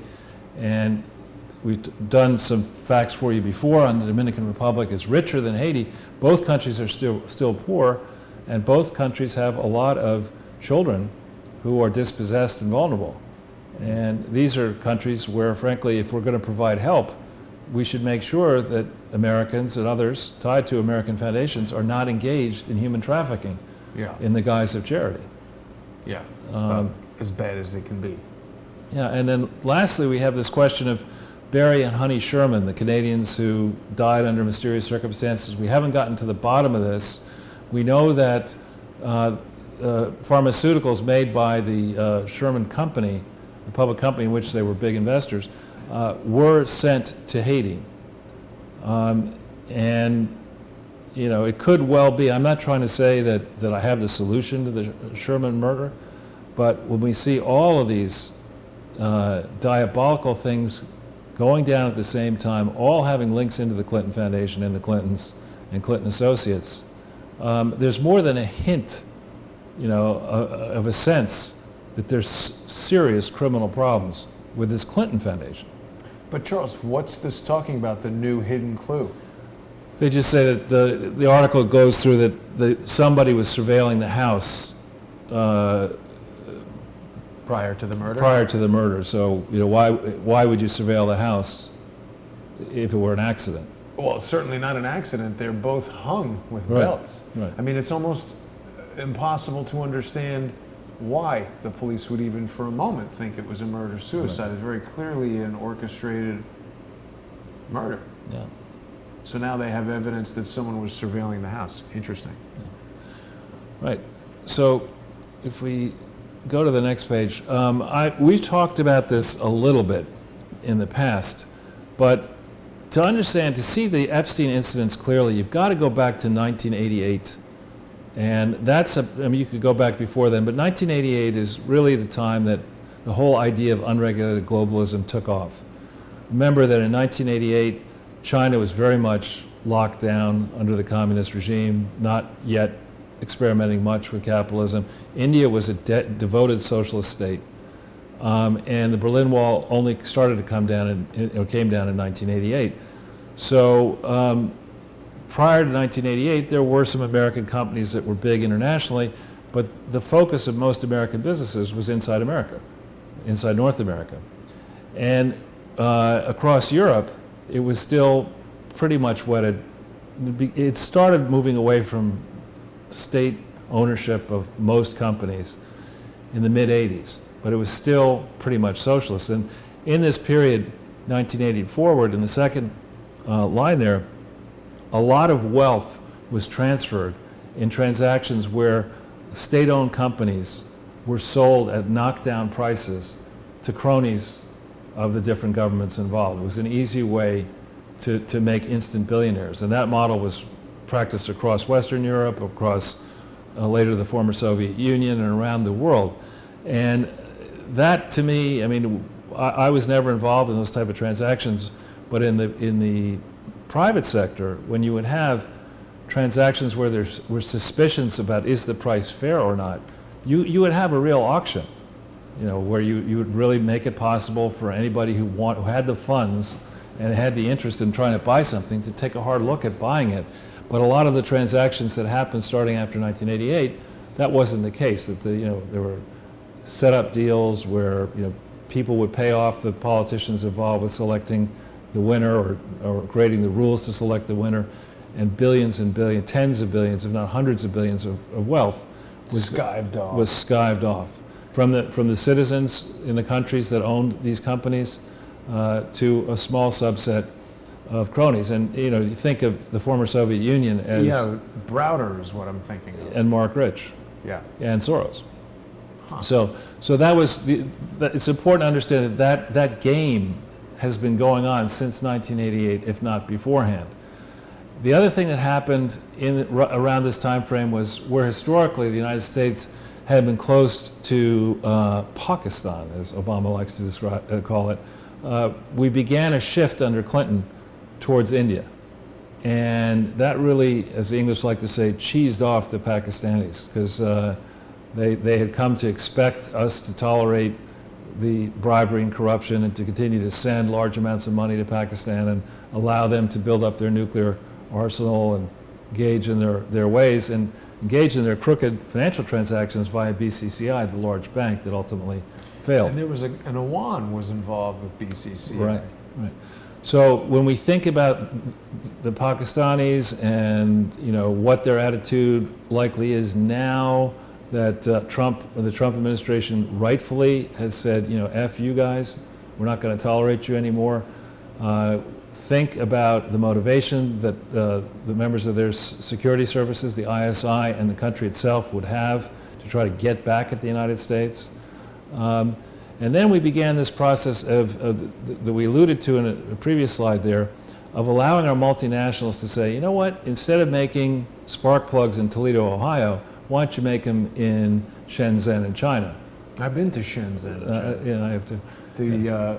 What's those clay warriors? Oh, no, that's Jian. G-I-A-N. Oh. Well. Shenzhen is a manufacturing zone. But I know what you're talking about. It's they're close, XIA. aren't they? I went to Maybe both. they're closed, but I think I was at both of those. I don't know. There you go. I was there for a film festival. So, but the idea of encouraging American companies and European companies to say, let's do business this way. Let's fundamentally make everything abroad and bring it back into the United States, and let our consumers, in theory, get the benefit of lower prices, without thinking through clearly that approach lessens the demand inside your country, because you have fewer workers earning salaries inside your country to buy the goods and services you'd like to sell. So it was kind of we'll show you the math in a second, how foolish that was. So as we allowed this kind of stuff to happen, the elite academic types at the private schools, the Daltons and the Horace Manns, and then the Ivy League schools and the other great schools in America, suddenly, instead of having just American applicants for the limited number of places that there are on these campuses, applicants from around the world suddenly had the money and the interest to try to come here. And that, with the lift in the stock market and increase in the value of endowments, that put so much more power in the hands of the academic types and the professors, many of whom have tenure and are invulnerable, so they can, they do what they want. And suddenly you had the ability, if you put somebody into Harvard from, let's say, Harvard Law School from, let's say, Columbia College and Occidental, who has an undistinguished track record, or even George W. Bush, you put him into Yale from Andover, and then Harvard Business School. Suddenly he's fancy. Suddenly he's fancy, and suddenly he's marketable, and suddenly he's employable. So the academic types have way more power than I think they should have, and there's no effective regulation, as Tucker Carlson has been talking recently on his show about these elite schools that I went to. And Bernardine Dohrn said, guard your universities. That's the point of infiltration. Right, that makes sense. And then, of course, media. You're sitting there at the Washington Post, and you're 25 years old, and you're looking at your career, and I tell you, okay, I just bought the Washington Post, and we're going to focus on Washington, D.C. And then you get a call from the New York Times, and their owner's a globalist, and says, no. You like to ski. We'll let you cover, we want you to do a series on the ski mountains of the world. We'll give you expenses, you fly around the world, write us an article every 2 weeks, go to this place and that place, go to Chile, ski in Europe, ski in South America, whatever you want. Japan's supposed to have good Japan's skiing. had good skiing. Yeah, okay, make sure your skis are tuned and, have fun. So newspapers and media love the excuse to cover the global world. And of course, most of the people in media, and I say this with no disrespect, are wonderful at writing and talking, but hopeless at adding and subtracting. They don't understand numbers. So yeah, they'll write these great pieces about skiing, but they won't tell you that the skiing market is a tiny market. And it's what people like. I love to ski. You love to ski. But the number of people who can afford to ski and do it regularly is a very small number of people. And so it is, maybe we'd be interested in the latest new ski resort in Japan or Beirut or Lebanon or something. I did go skiing in Dubai inside the mall. Charles, our viewers, I'm sorry to take you off track, but they want to know, who's your congressional representative, or does that give people too much information about where you live? Yeah, honestly, I'm not even sure. Yeah. Because it doesn't matter. I mean, the one thing is, my congressional representative is not representing my interests. That's right. For damn sure. That's right. So, on top of this, going all the way back to 1988, indeed to before 88 to 82, central bankers and other government authorities have been pushing interest rates down around the world. And what that means is that As interest rates go down, it becomes cheaper for you to think about borrowing money to buy an asset.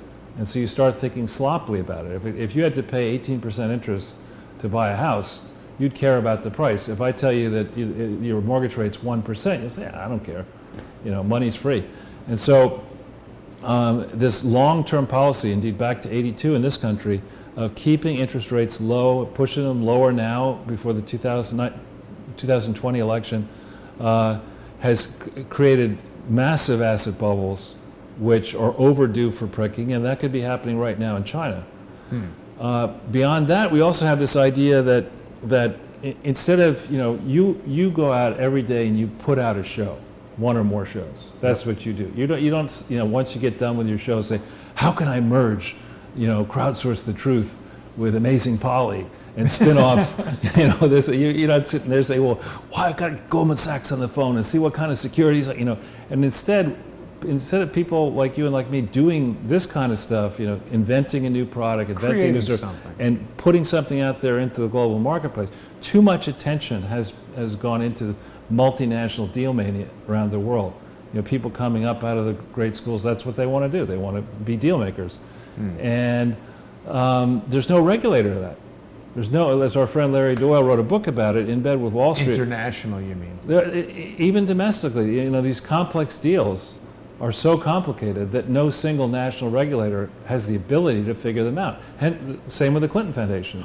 People in Arkansas, they can't figure out what the hell the Clintons are doing, or New York, around the world. It's too complicated. This is a major component of it, Charles. The fact that we're dealing with sophisticated criminals who have devised crimes that are so sophisticated, prosecuting them, even figuring them out, it defies most people. And they know that. They know that they have the ability to delay, deny, and then at the end of the day, when you finally catch them in the billing records, whoop, statute of limitations has passed. Right. Can't get, So then we have this question, you've talked more about this than I, but the power of metadata, digital metadata, is so powerful. It's scarily, well, I remember when Barack Obama was trying to, and his people were trying to arrest our suspicions, our concerns about that large complex that was going up out west. Bluffdale? Is that where it is, to house all the data and say, don't worry, this metadata is benign, nothing to worry about, just move along. You knew right then when they were saying that was utter rubbish. Well, but also Bill Binney says that they weren't collecting just the metadata, they were collecting everything. Yeah, exactly. So this is, it's past time to have a real debate, and this election season is a good time to bring these issues up. How much control, how much should a consumer know about the tools that these tech companies have and will use against you when you decide to employ the service or the product of these tech behemoths and social media operators? How much should you know before you engage in a transaction giving away your private information to these companies?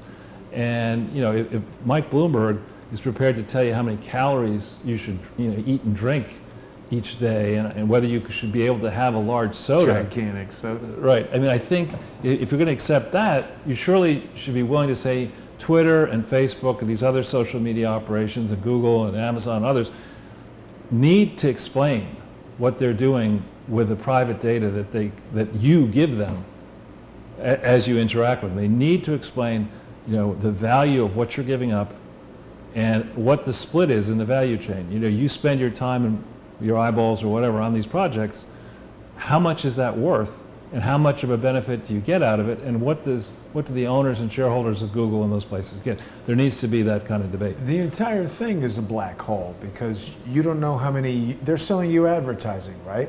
But they have no control over who the users are. Like, when you sell tickets to a movie theater, people aren't having fake people come to the movies and buy tickets to inflate the sales of that movie. But it does seem that YouTube, Facebook, all these platforms, one user could have dozens or even hundreds of accounts that they control. So if I'm buying ads based on how many people are looking at something and we don't know if they're real people, there's a lot of serious problems with the way these companies are set up, and they've been able to do it because nobody understands the technology. Yeah. And so you're right. And so the third transfer of gigantic wealth is the creation of these social media platforms that explain to you. Facebook said, "Don't worry, we're never going to monetize your private data," and that seems to be all they do is monetize your private data.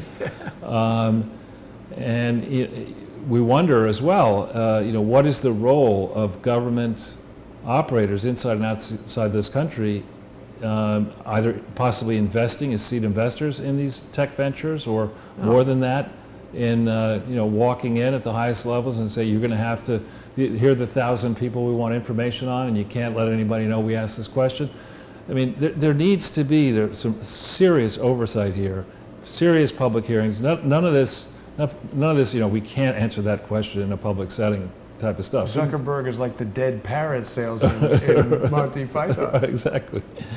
And then, we think about on Google search results. I happen to monitor, and have done this for now many years. I search on myself every day, and I just check and see, how many times has my name come up, what sort of things are being said, or what things are being picked up.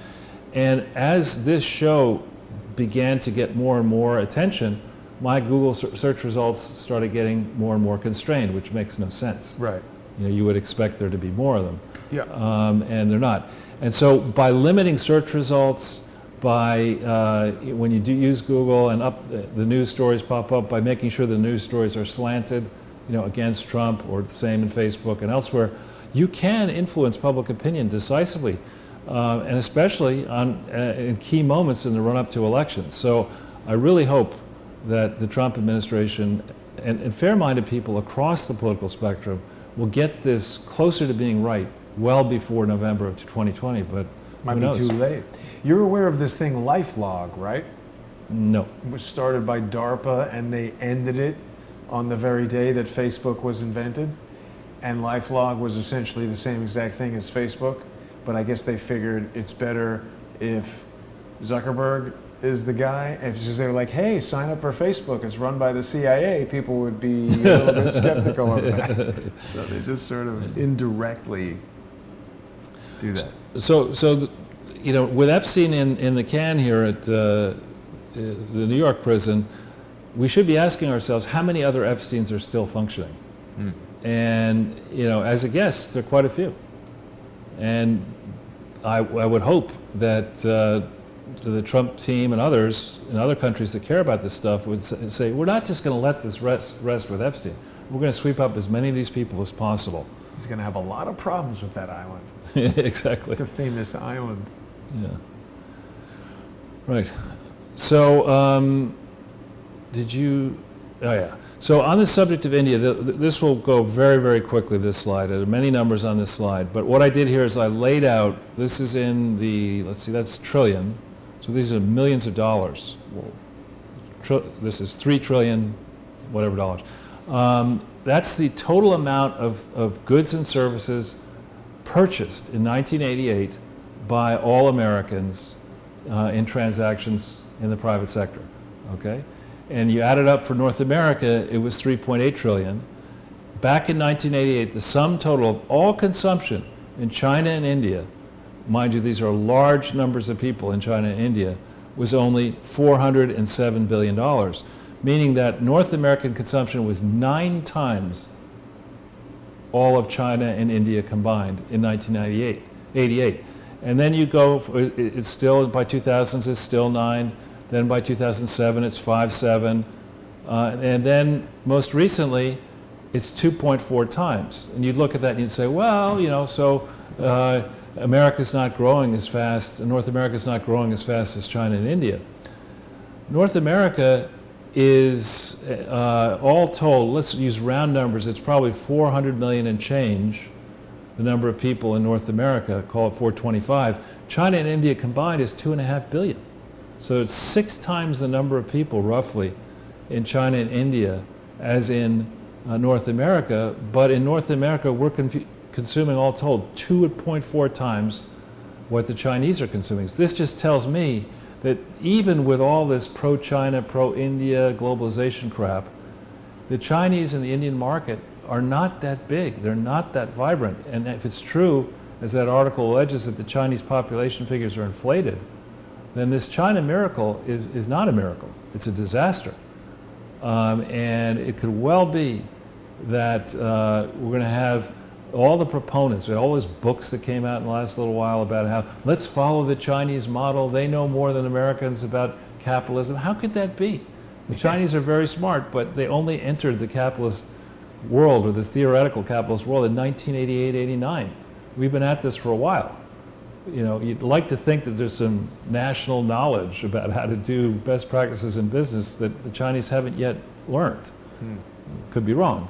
But this slide tells me it is naive and foolish to abandon the potential that is present, particularly now as the USMCA agreement comes together, which I hope it will. Do you think that's better than NAFTA? Yeah, from what I can tell, it is. Yeah, I haven't read every line of it, but I think the idea that we would want to be develop and nurture close relationships with the countries that are closest to us and are in the same landmass makes a lot more sense than say, yeah, why don't we abandon the system of roads and whatever, and immediately try to get cozy with a country in China that's 4 times the size of the United States that you can't get to without flying 12, 14 hours.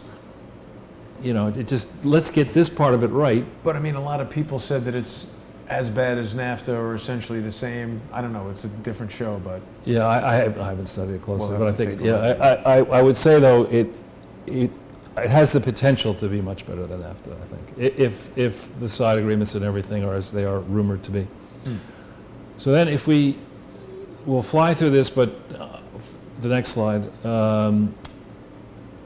For people who have not yet understood the business model for charity fraud, we're trying to lay out in this slide the different pieces of the puzzle. If you want a fraud, here's how you do it. Collect money and keep it. Exactly right. It's quite simple, actually. 2 steps. Right. So as I say, this is really the Bush, Clinton, Bush, Obama, Clinton conspiracy. So H.W. Bush, Bill Clinton, then W. Bush, Obama, then Hillary Clinton, all have been on this plan of what you want to do is you want to insert your allies into the bureaucracies, in the FBI, Justice Department, the IRS. You then want to set up a charity, but don't do it properly. Don't actually organize it. Don't tell the truth on your application in step 3 for federal tax exemption. Make sure you get a crooked accounting firm or a bunch of crooked accountants to cook your books for you. Get into bed with donors who are not involved in charity for charity's sake. They're involved with you as a politician to get the benefit of your political connections. And then, as you say, Jason, in step 6, don't declare all of your donations. You know, only declare some of them and divert as much as you can to lifestyle, political campaigns, whatever. Then make sure you overbill the charities for expenses. Like if you've got an expensive Uma Abedin who you can't afford to pay her as much as she should make or she wants to make, you had the Clinton Foundation pay her. You know, you want to get some other person who really has nothing to do with the charity some money, you say they're a Clinton Foundation employee. You want to give a grant, you find a charity that'll give you the money back behind the scenes. You say that you're giving them $100,000, they'll write you a letter saying thanks for the $100,000, and then they'll just give it to you in a Cayman Islands bank account. Another trick is you have stock that you got, let's say a long time ago, that you put $100,000 in, it's worth $20 million. It's pretty good investing. That's good investing, and you get the Clinton Foundation to say that you gave stock. It's futures in cattle. Right, exactly. You do that while you're giving birth, of course. But you write up the paperwork. You say the stock, which is trading in the market at 20, you get the Clinton Foundation to say they valued it at 50, and you write the 50 off against your tax return, and then the Clinton Foundation gives you the stock back. I mean, if you want to be crooked, and you've got charities like the Clinton Foundation that have never been audited properly, don't have decent accounts, have people who are inclined to be crooked involved in all aspects of them, you would then go to foreign governments. You say, look, this is what we got away with in the United States. You're about to retire as Prime Minister of England. You need this type of foundation. We'll set it up for you. So why don't you give us a bunch of money? Exactly. Send it to the tiger. Exactly. And you get this UK foundation, that Norwegian foundation, this Swedish foundation, that Australian foundation, all emulating the Clinton Foundation. And then on top of that, if you leaven this activity with an Epstein, and you start having projects and conferences all over the world, you invite people like Epstein's and models and other crooks like that, and you take pictures, of what's going on, and you use that as leverage. So we're going to fly, believe it or not, this final 6 slides we're going to fly through, but before I do that, I just want to mention that, and prove, in fact, if we hit this link here, this is a link to Hillary's remarks in March of 2015, after that article occurred about the Hillary Clinton email controversy. But you know what? This is also the event where that awesome picture of her looking super evil comes from, because she's wearing the same outfit. Dr. Evil. But in this, she begins the excuse, deigning to tell us what was really going on, bragging about her charitable good works of the Clinton Foundation. I've just come from a meeting with Bill and Melinda Gates. Our respective foundations are doing this and doing that. And through the course of her attempted campaign, it wasn't really a campaign, but her attempted campaign in 15-16, she constantly talked about and tried to derive credit for the, quote, good works of the Clinton Foundation. So if it was okay for her to do that in 2015 and 2016, then I think it's absolutely okay for the Trump campaign to campaign against the Clinton Foundation and corruption by bringing back up in this 2019 and 2020 period exactly how dastardly these practices were. And I think that's, what's good for the goose is good for the gander. Yeah, this is also her wipe it with a cloth and all that. This person would have been nearly President of the United States, came that close. So what we can do, Jason, is go to the next several slides. I go state by state to make some points here. So in 2016, Trump got beaten badly in California. Look at these numbers. He lost by 4.3 million votes. Wow. A percentage margin of 30. Hillary got 10% of more than 10%, 10 and a fraction, of all the electors, right, just from California. And they're still pissed. They're still pissed, exactly. But we don't have to go through these 4 articles here, which are all by me in LifeSet, where I call out the problems of the Clinton Foundation in certain cases in California. We've talked about how when Kamala Harris was the Attorney General in California, the Attorney General's office was actually aware and complaining about Clinton Foundation, Clinton Health Access Initiative, defective filings in California. But of course, nothing happened because you had to protect Hillary at all costs. She was busy with Willie Brown. Exactly, or whoever else she was busy with. But, getting busy. But we look at this. This is 2016. Trump was crushed in California. But look what happened in 1984. Reagan beat Mondale by 16 percentage points in California in 1984. So what? Well, so what is that Reagan got more votes. Let's see. Reagan got 5.5 million votes in 1984 in California. Trump only got 4.5 million. Trump was an untested commodity in California, right? There was a lot of negative. Well, it looks like there's a lot more people voting. Yeah, there are more people in California, but the point here is that, the first point is Trump got 4.5 million votes in California in 2016. And so that there are people in California who are not crazy, is the way I would look at that. And if I were thinking about how to really make it difficult for whatever candidate ultimately becomes the Democratic nominee, I would think about contesting California. I would think about putting a lot of money behind congressional districts that were lost in the 2018 period to supposed moderate Democrats. And I would actually force the Democratic nominee to try to defend California, which you look at this and say it's a safe state. She won by 30 points. But again, that was then. That was 2016 in a state disinclined to like Trump to begin with. Trump, barring disasters in the battlefield or in the financial markets between now and then, he'll have a record to run on. And the Clinton Foundation has so many problems, and Kamala Harris if she's the candidate, she's going to have to answer for why she did not spot this obvious fraud. And there are a lot of very powerful people in California tainted by the Clinton Foundation, whether it's Haim Saban, whose wife was on the board of the Clinton Foundation until recently, contributed to the Clinton Foundation, a long list of other famous California patrons of the Clinton Foundation who should have known better and may have known better and may have been giving money to the Clinton Foundation to buy protection.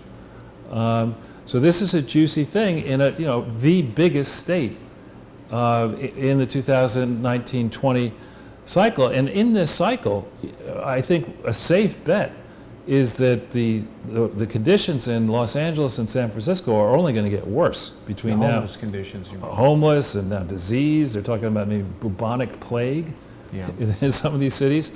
And when you think about the candidates so far, I mean, none of them has really excited any type of enthusiasm, right? Sleepy Joe. Bernie sounds, he sounds more and more like, I won't say where it is, but I go into this Starbucks typically to prepare for these slides in the morning, and there's a number of older people on walkers who come in and sit there and sit uncomfortably close to you and start yelling into their phones and behaving kind of the way Bernie Sanders is now behaving at these rallies. He comes in, he's not yet using a walker, but he's just gets angrier and angrier and starts muttering these insane ideas ever more aggressively. Does anybody really like this guy? He sounds exactly like the aardvark from the Pink Panther cartoon. I'm looking for an ant. Remember that aardvark? But I think that's, I think it's Jackie Mason, which is basically, sounds exactly like Bernie. Jackie Mason's great. But no, you think who are the standout candidates? You got Cory Booker. Nobody he seems like a caricature of himself. Every time he talks, have you noticed this? His eyes get bigger and bigger. He's pissed off all the time, and his eyes are like bigger and bigger and sparkling. Can't stand that. I'm gonna blow up, And then I don't know. It's just I'd like to see actually a reasonable person make the case. If there is a Democratic case, I'd like to see it made. But the people that are out there so far are self-destructing, and it's only July. Yeah, I can't wait for the insult fest that's going to be the debates. Right. I mean, as people are fond of saying in the political end, they're actually between now and the November election of 2020, there are going to be 2 World Series championships between now and then in baseball. Wow. And we know how interminably long they stretch out for. Good thing I won't watch that. So then we continue on to the next date. And people are saying, well, look at Texas. Trump only won in 2016 by a slim margin of 807,000 votes. I wouldn't call it that slim. And that's a state with 7% of all the electors out there. I'm surprised they didn't like Trump more. Texas seems like a Trump. Well, it was Cruz. Remember, Cruz was all that negative stuff about Cruz from Cruz. Well, don't those guys know that Ted Cruz's father was hanging out in Dealey Plaza on November 22nd? I guess, but I mean, I've laid out here in these life set pieces, in the first 3 pieces, some things. We don't have to do it now because I'm watching the time. But people, if they want facts, if they want things that people should be caring about the Clinton Foundation, they're in these life set pieces. They're also on my site and elsewhere and on these previous shows. But there are a lot of reasons why folks in Texas should care about this Clinton fraud. One of them is this Clinton Global Initiative University, which is a complete fiction. There is no legal entity to call Clinton Global Initiative. There certainly is no such thing as the Clinton Global Initiative University. But SMU, Southern Methodist University, I think, is a serious place. Let's hit this link and see what it says about the Clinton Global Initiative University, this one here.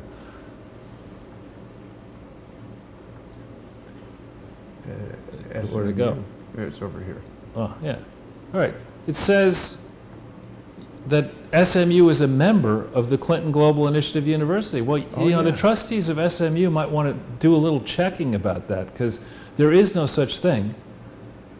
It's not a charity, it's not a legal entity, and you can't be a member of something that doesn't exist. And I think the SMU is a charity with an endowment that would hate to lose its tax exemption by being tied to a fraud and promoting a fraud.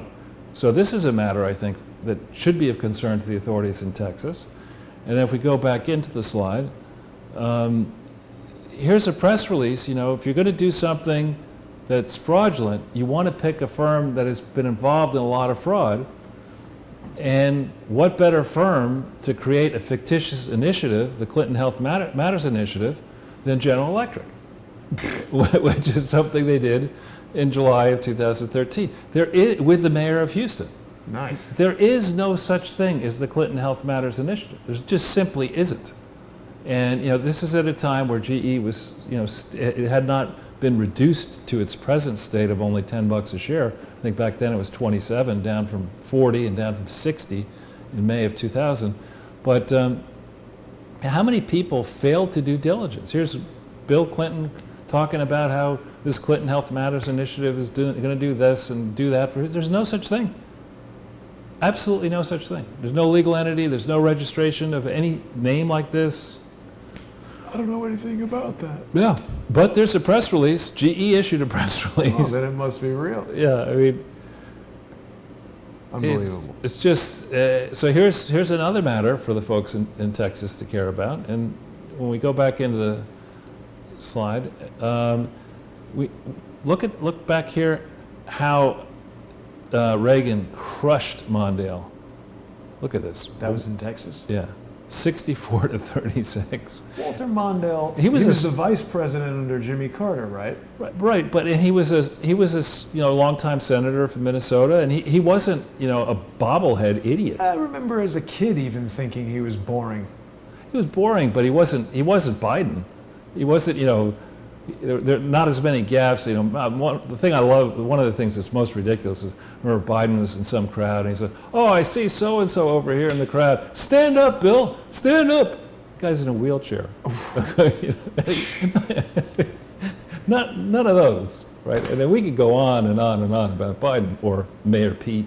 Well, it's interesting probably to get the impression of a kid of a presidential candidate, because you're getting just raw, right. What do you think, without actually knowing anything. Right, yeah. I think as a kid, I thought most adults were boring. Well, right, yeah. But if there's one who you're like, that guy's a loser. Right, special loser. But just staying on the slide for a second, remember that in July of 2016, the IRS actually admitted that they were investigating the Clinton Foundation in Texas from the Dallas office. And so why is the IRS office in Texas taking so long to reach an obvious conclusion? And why are the state authorities of Texas letting the Clinton Foundation frauds off?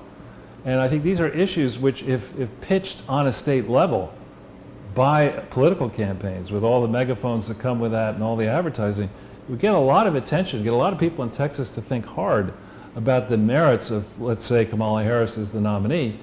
The same person who let the Clinton Foundation slide in her state as Attorney General is obviously going to let it off if she wins in 2020, and is obviously going to be very happy to promote Clinton banditry in the Kamala Harris Foundation, if that's So we continue on we're only doing 6 states. Now, New York is a lost cause, frankly. I mean, it's you go. I don't know. You've been gone for a few days. I mean. Has it changed? It's gotten worse. It's really gotten. 10 days? It's really gotten worse. I mean, it's gotten to the point now. I walk 2 miles typically on a day in the morning, up one of the avenues, and it's gotten to the point now where in a rich part of the city, there can be 2 bums per block. Homeless people. No, bums. These are people. No, these are people begging for cigarettes and drinking at 8 o'clock in the morning. Kind of like. I used to see a homeless guy with a credit card reader. Yeah, that's it. How does he? Right. What? Right. No, I'm not joking. I'm thinking of certain people. Like, I've been doing this now for 11 years in the morning, so you get to see the same sort of people and you see their routines. I remember this one guy who's, "Can you spare some money for a homeless person?" And I noticed him, A, smoking, B, drinking, and then C, taking the money and going into a sex novelty store and buying. Wow. Sounds no, like a fun day. Yeah, it's like, no, I don't think so. But if we look back in New York, I mean, Trump got slaughtered in 2016, which would make sense. The people in upstate, Westchester and North and West, you could say maybe they knew Trump and they didn't like him, or they didn't, there's so much negative publicity against Trump. The Democratic machine is so strong. But, if the screws were put to the Clintons on the core of the Clinton Foundation crime enterprises here in New York, their adopted state. That's where they've been breaking, most of the strict laws here in New York. And New York is a place where our crooked attorney generals, Schneiderman and now the recent one, have decided that, they're only going to persecute Republicans and Trump. They're not going to go after, Democrats if they break the rules. I mean, they couldn't do that. That's the wrong team. Charles, we've got a legitimate question from the viewers here. SRS 4859 wants to know, why would anyone want to live in New York City? Home of the New York housewives, the idiot mayor, and Lionel. Enough reason not to live there. Sorry, Lionel. I actually know one of the New York City housewives. She's a pretty nice lady. I don't think I ever even saw that show. It's a very annoying show to watch, but I met the person in another guise before that person was a New York City housewife. But when we think about 2020 and we think about how to, what's the right thing to do on the Clinton Foundation, for me, it's 24/7 prosecute and expose. But such a process would really put the heat on any billionaire donor who had been behaving badly and contributing to these Clinton foundations, like, say, Bill Gates or Warren Buffett, people who come to New York a lot, who don't want to have major problems in New York, and don't want to have their names slapped all over this Clinton Foundation stuff, which they're going to be.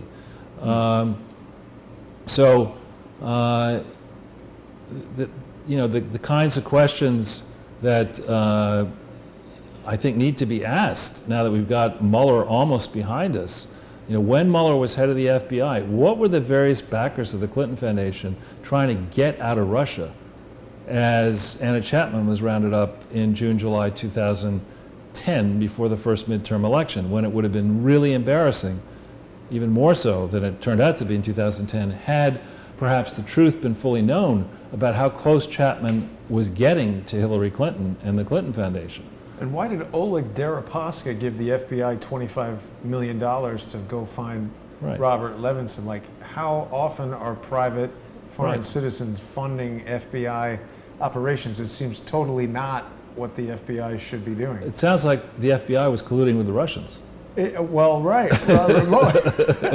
Getting money from them for sure. How is there even a mechanism for a private citizen to pay the FBI for anything? A foreign private citizen. Yeah. How did they do that? Yeah, and do we know that it was only $25 million, or was it the Clinton Foundation game? They gave him $100 million. Move money like that around. I mean, when I was trying to get paid for making a movie in Dubai, just getting like 10 grand was like...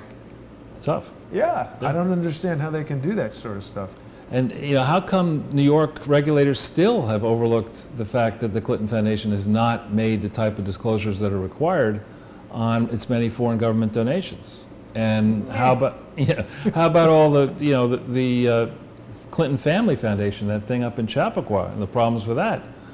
So it's gotten to the point, I think, where the FBI really needs to go back and take a hard look at what has been going on in this and other states. And then that brings us back to 1984. Reagan actually won New York in '84. Think about that, by 8 percentage points. And again, Mondale was not, a bonehead. He wasn't Dukakis. I mean, he was. He had the eyebrows for it.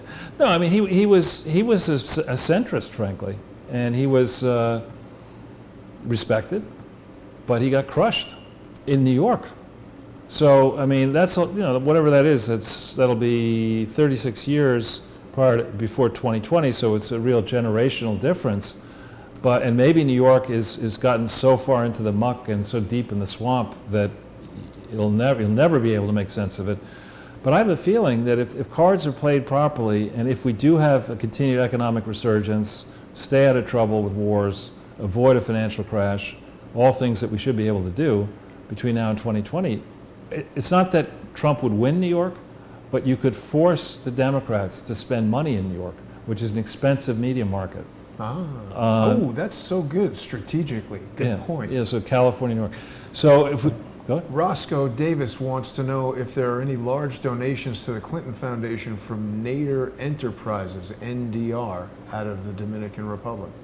I don't know. Interesting question. Oh.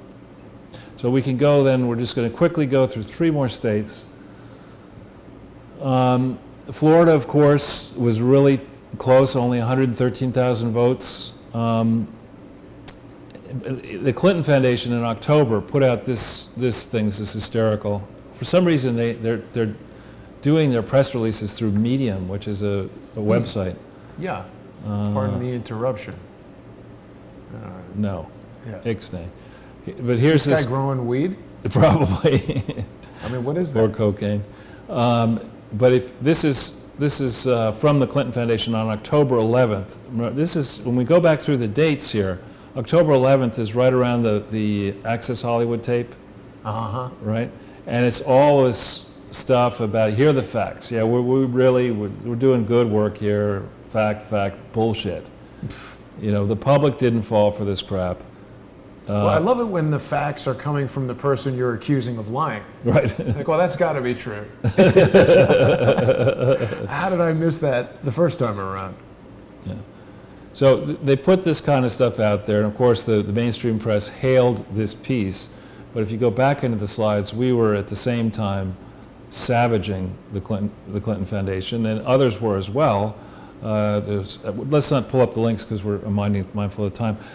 Politico had a piece, and Politico is hardly a right-wing organization that went exhaustively through the Clinton emails that pointed to bad behavior in Haiti. I wrote several pieces, both in LiveSet and on my site, about Haiti. There's an interview that was done with this pseudonym lady, Dottie Cherry, who's a very nice lady. If you hit that link, that appeared right before the election about Haiti. And we still haven't gotten justice for the people of Haiti. And there are many Haitian now Americans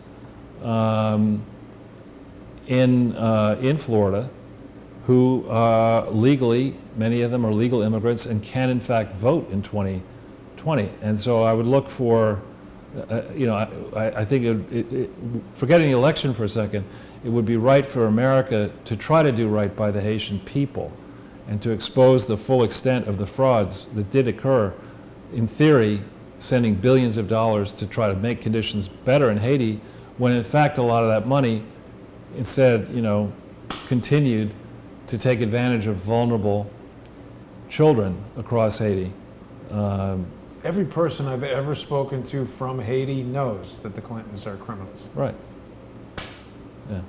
So it's interesting that people in the United States don't seem to be catching on to that. Right. They just want to grab your cell phone and throw it on the floor. Yeah. So, and here's a piece actually that somebody noticed this work that I'd been doing and wrote a piece in a Georgia newspaper about what I was saying about Haiti. And, I think this idea that Clintons and others who would still support Clinton now would countenance this long pattern of going into countries where the residents are dark-skinned people, be it Papua New Guinea, Haiti, across Africa, India, and ask for billions of dollars in aid, get that aid, and then not make sure that it actually helps these people, but instead perpetuate, horrible conditions on the ground while slapping yourself on the back and getting these expensive speech revenues and book fees, et cetera, and then deciding that you, on the strength of that record, that you ought to have, a higher position, President of the United States, or God forbid, head of the World Health Organization, or some other thing. It's scary. So Clinton is wearing that same or similar looking strange bracelet he had on when I saw him at the bookstore, and this guy's looking at him like, Clinton, please. You gotta be kidding. Yeah. Well, that's really terrible what they've done in Haiti. Yeah, and again, we look back at what happened in '84 when Reagan crushed Monty. I mean, he really stomped him by 30 points in Florida. So query, is Florida, the mainstream would like to spin it and say, so many people, let's say from New York and the Northeast, states that have in the past supported Democrats, are moving down into Florida. Does that mean... Doesn't that change all the time? It's constantly changing, and I would submit that as the full extent of the fraud and malfeasance and failures of the sanctuary city approach and of the screaming, screeching wing of the Democratic Party become more known, you could see a real sea change in the 2020 vote in these key states. What is that? The squad. They have the squad now. Yeah. It's like that is so marketing department that they have a name for that crew when they come out and. The Mad Squad. Yeah, exactly. Not the Mod Squad, the Mad Squad. Yeah. So 2 more and we're done.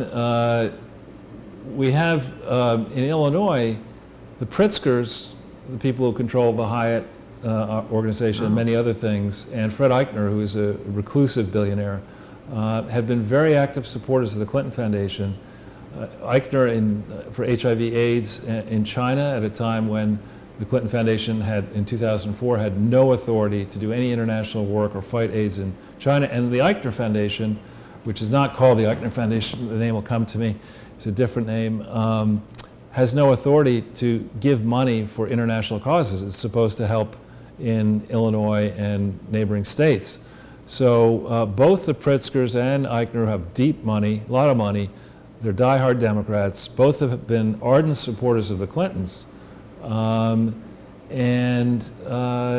have to ask yourself, if you're going to make an issue in Illinois, Trump got crushed in Illinois in 2016, but there's the same dynamic in Illinois that there is in New York. In New York, you have the downstate voters in Manhattan and wherever, New York City, and then you have everybody else. Yeah. In Illinois, which is very different, I think, than the city.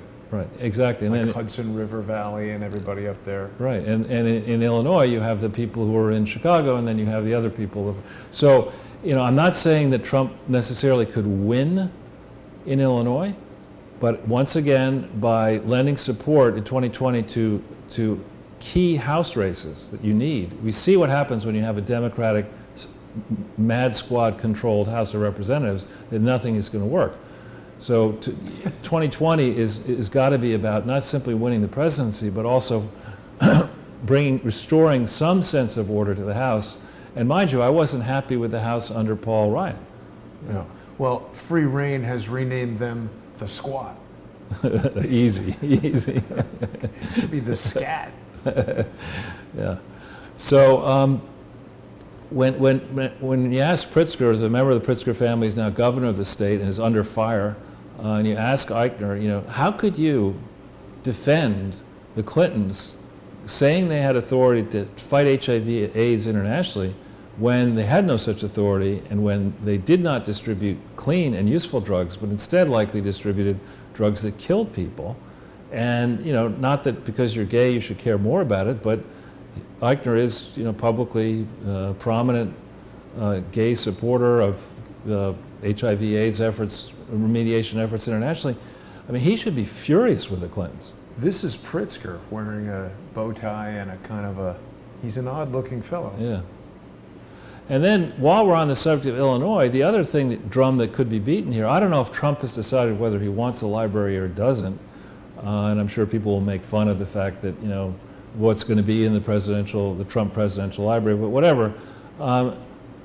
It's crystal clear that we don't know where the presidential records are for the Obama presidency. We certainly don't know where any of the records are in communications between Obama and Hillary via email, would seem to be missing, right? Because Hillary didn't turn them in. So where are they? Did Obama turn them in? And let's compare what Obama has. Anthony Weiner has them. Probably. And then, as I suggested in several live set pieces, the people on Team Obama had many, many reasons for wanting Hillary to win and fearing Trump winning. And that needs to be gone over. We spent a lot of time under Mueller, chasing fantasies about Russian involvement and rigging the primaries general election in 2016. How about a real investigation into the extent to which Team Obama and Hillary Clinton were trying to rig the primaries and rig the general election using government resources illegally. I mean, it is illegal for foreign governments to participate in U.S. elections, but it's got to be illegal for the President of the United States to attempt to rig the election to cover up crimes that he may have been committing. And that's got to be seriously illegal, I would imagine. How could you even do that? What did he say? There's no way to rig the election. Exactly. We've checked it out. Yeah, we've checked it out. Yeah. No way to rig. But once again, back in in '84, Reagan won he won 49 out of 50 states. Historic landslide. There's, against yeah, Mondale. was it over 500? I think it was 513 or 14 electoral votes. No, yeah, 513. Is that the biggest landslide victory ever? I believe. Yeah. Until November 2020? Well, no, I don't think Trump has a prayer of doing better than that, even approaching that. But I don't know about that. well, I mean, these are big numbers here. To win, he lost it by 18 to have a 26-point swing. Big. Now, remember, when we think about this, that the turnout in all these states is light, right? You know, it's nowhere near other countries that, push people to actually vote. So it could be, you could have, some are saying a wave election against Trump. Others saying, people are watching the squad, or whatever you want to call it, watching this crap and saying enough of the sanctuary cities, enough of these crazy ideas. Let's get back to the business of running this country sensibly. The final slide then is Pennsylvania, and that was a squeaker in 2016. Trump only won by 1 point. Ooh, okay, and that's all you need. Right, but it's a squeaker. Now, we've pointed out in the past, we'll just hit this link here, that the Clinton Foundation, the principal fundraiser for Clinton campaigns, O'Brien, McConnell, and Pearson, was involved with Clinton campaigns and progressive groups and the Clinton Foundation. And it signed this consent agreement and order in Pennsylvania in 2000, I forget when it was. Just go down here a little bit. It deals, right there, you got it.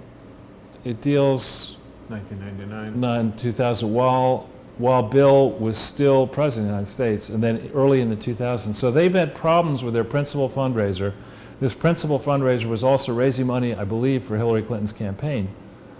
And they haven't disclosed this defect in Pennsylvania to the other states. When you go into a state and you say, are you going to use a professional fundraiser, yes or no?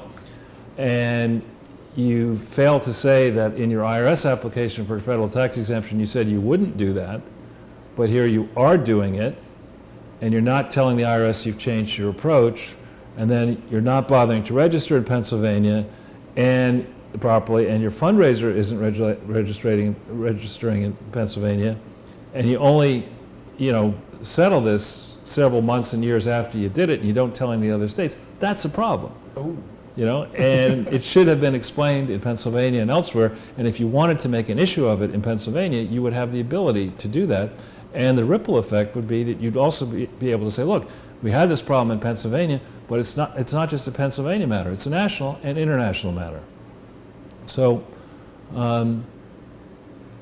I picked on these 6 states. We can go back in if it's okay. Just to say that, there's a lot of information in here.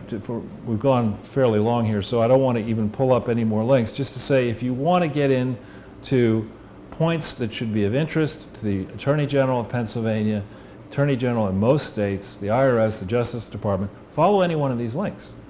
And then ask yourself, Reagan won Pennsylvania by 7 points back in '84. Is it reasonable to think, played right, that Trump could fashion an agenda between now and 2020 that would prove to the voters in Pennsylvania that he is good for bringing industry and jobs, private sector, high-paying private sector jobs back to the state? He's good at making businesses flourish, at making government responsible, at rooting out corruption, protecting families, at restoring balance to immigration, and thinking more carefully about health care, not in fattening health insurers, but and not in in providing these complex programs, but in bringing the cost down and the effectiveness up of healthcare in the richest country on earth. If he could start winning on those points, then I think he would strengthen his hand. And if he did it as part of a process of also draining the swamp by focusing on the gross, as yet unprosecuted abuses of the Clinton Foundation going back to 1997, I think he has a very strong hand.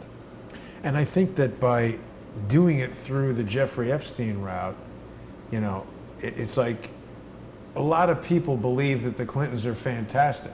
So how do you break through that? Well, everyone is going to agree that what Epstein has done is absolutely unacceptable, disgusting, and horrible. And then if evidence can come out that Bill Clinton was there, that maybe can change people's perception. You know, before we go, Charles, I just wanted to let everybody know that a lot of people have been looking at this YouTuber. It's a guy, I don't know him, it's a guy named Rusty Shackelford, who I think started this YouTube channel pretty recently, but he's been flying a drone over the Jeffrey Epstein Island. And he's posting a lot of videos even today. We're seeing a lot of material from the island, higher resolution than we've ever seen before. And what it's revealed to me that is very strange, a lot of kind of underground loading docks for trucks, like what big 18-wheel trucks would drive up to. So there's something being loaded in or taken out of what seems like a really substantial underground infrastructure to this island, which we've heard a lot about, but nobody has seen. Another thing I noticed is that there's boats at the dock and vehicles, that there's still people on this island conducting some kind of activity. I guess there's a maintenance staff and whatever. But I wonder what happens when the guy who pays the bills and salary checks gets stuck in the clink, and what's going on this island right now. I wonder what those trucks would be loading into or taking out of those loading docks. There also appeared to be something that looked like an ambulance.